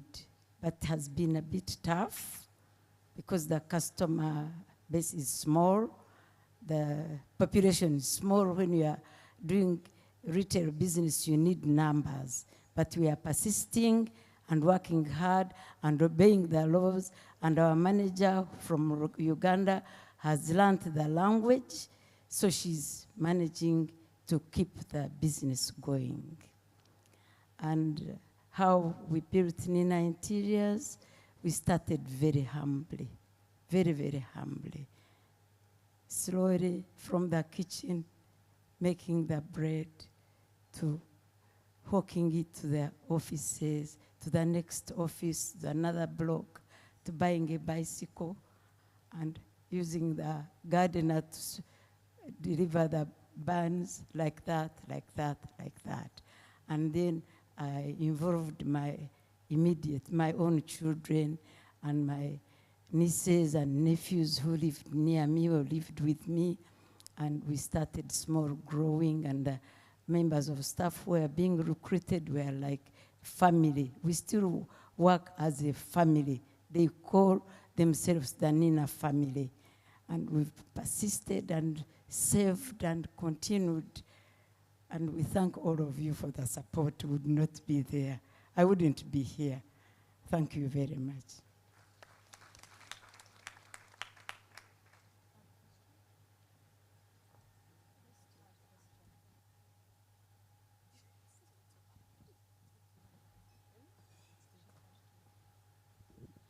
I hope all our questions have been answered. Ladies, a final round of applause for our winners, please. Thank you, ladies. Thank you very much. Congratulations to all our winners. You could be a winner next year. Thank you so much for coming. Ladies, just before you go, a picture opportunity.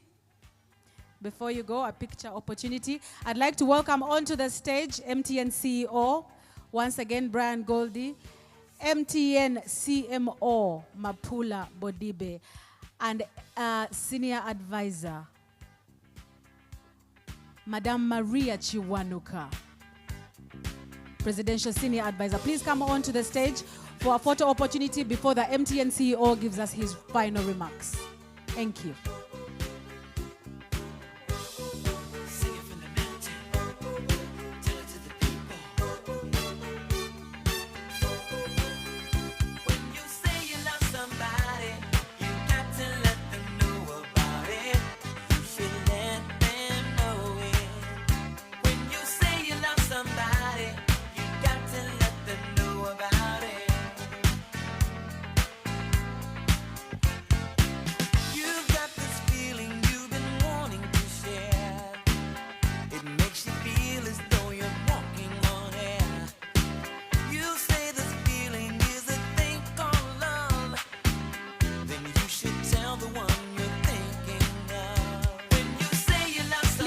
Awards onto the stage for the winners for the photo opportunity.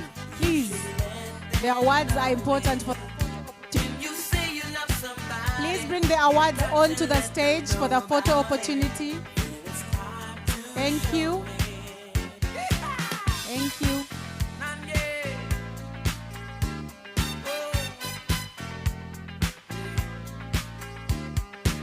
In every person, there's a yearning to love. This is the message that is sent from above.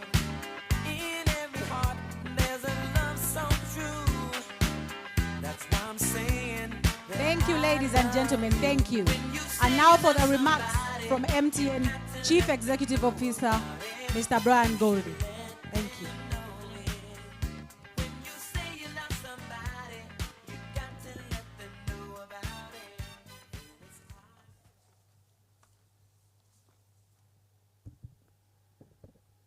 Sure. Good evening, ladies and gentlemen. It's been a long evening. I'm not going to keep you long. I know we want to wrap it up. But I think a round of applause to our winners this evening. A last round of applause, if you can. Thank you very much.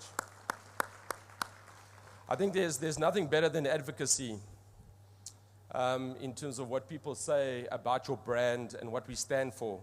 And I think the reality is that what has been said tonight about creating a platform and the role that MTN is playing in providing a mechanism for women to be relevant in economic development, be a role model to their community, I think goes without saying. And I think MTN is very, very proud of the fact that it's our 4th year. We believe in sustainability.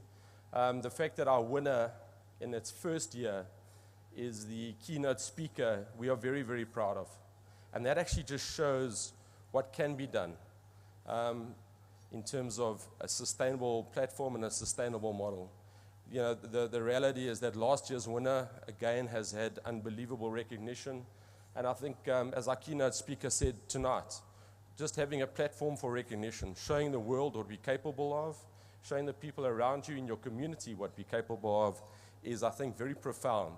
People need to know that it is possible to be successful. We need role models, and I think the role of women in our business community goes without saying.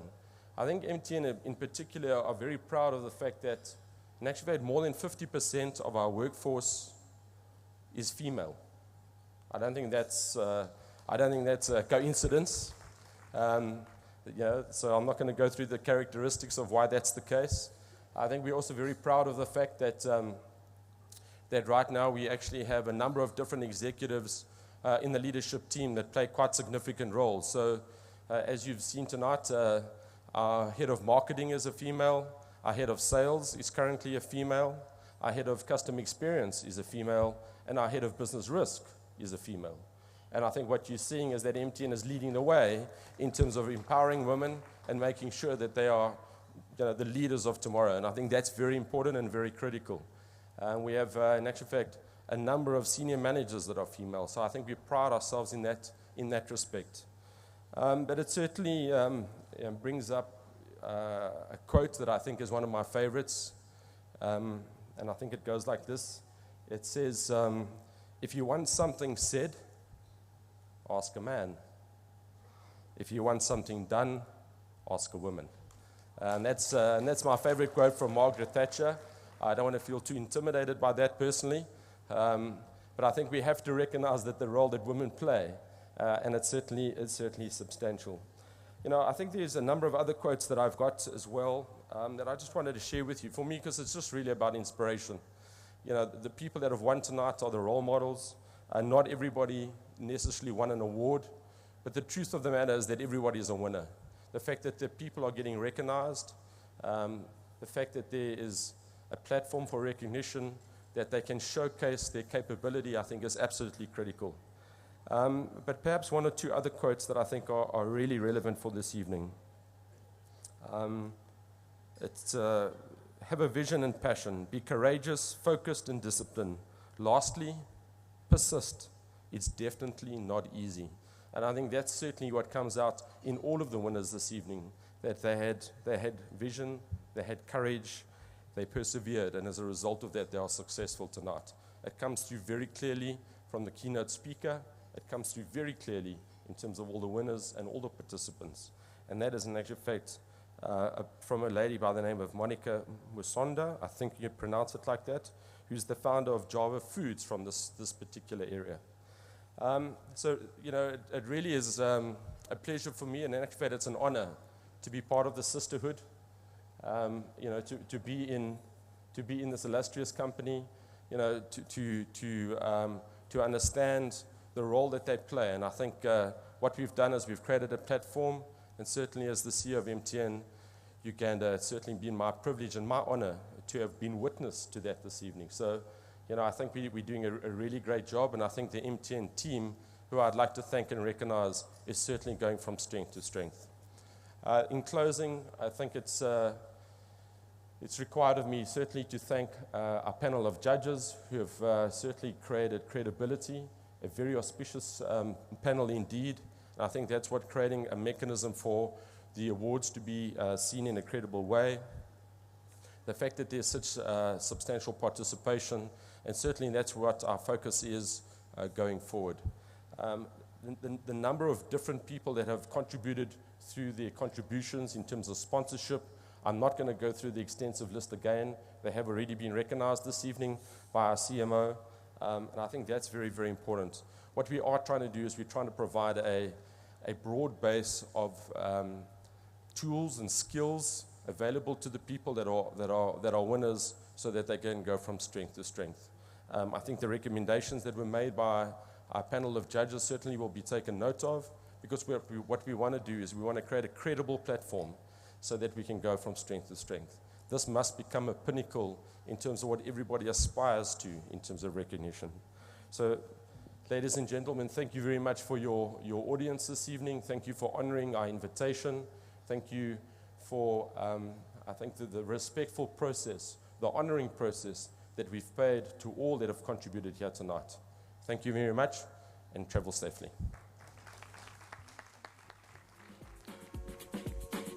Thank you very much, Brian. And thank you, ladies and gentlemen, for joining us. A big thank you to our sponsors. A big thank you to everyone, our panelists, our judges. Thank you so much for being part of this evening.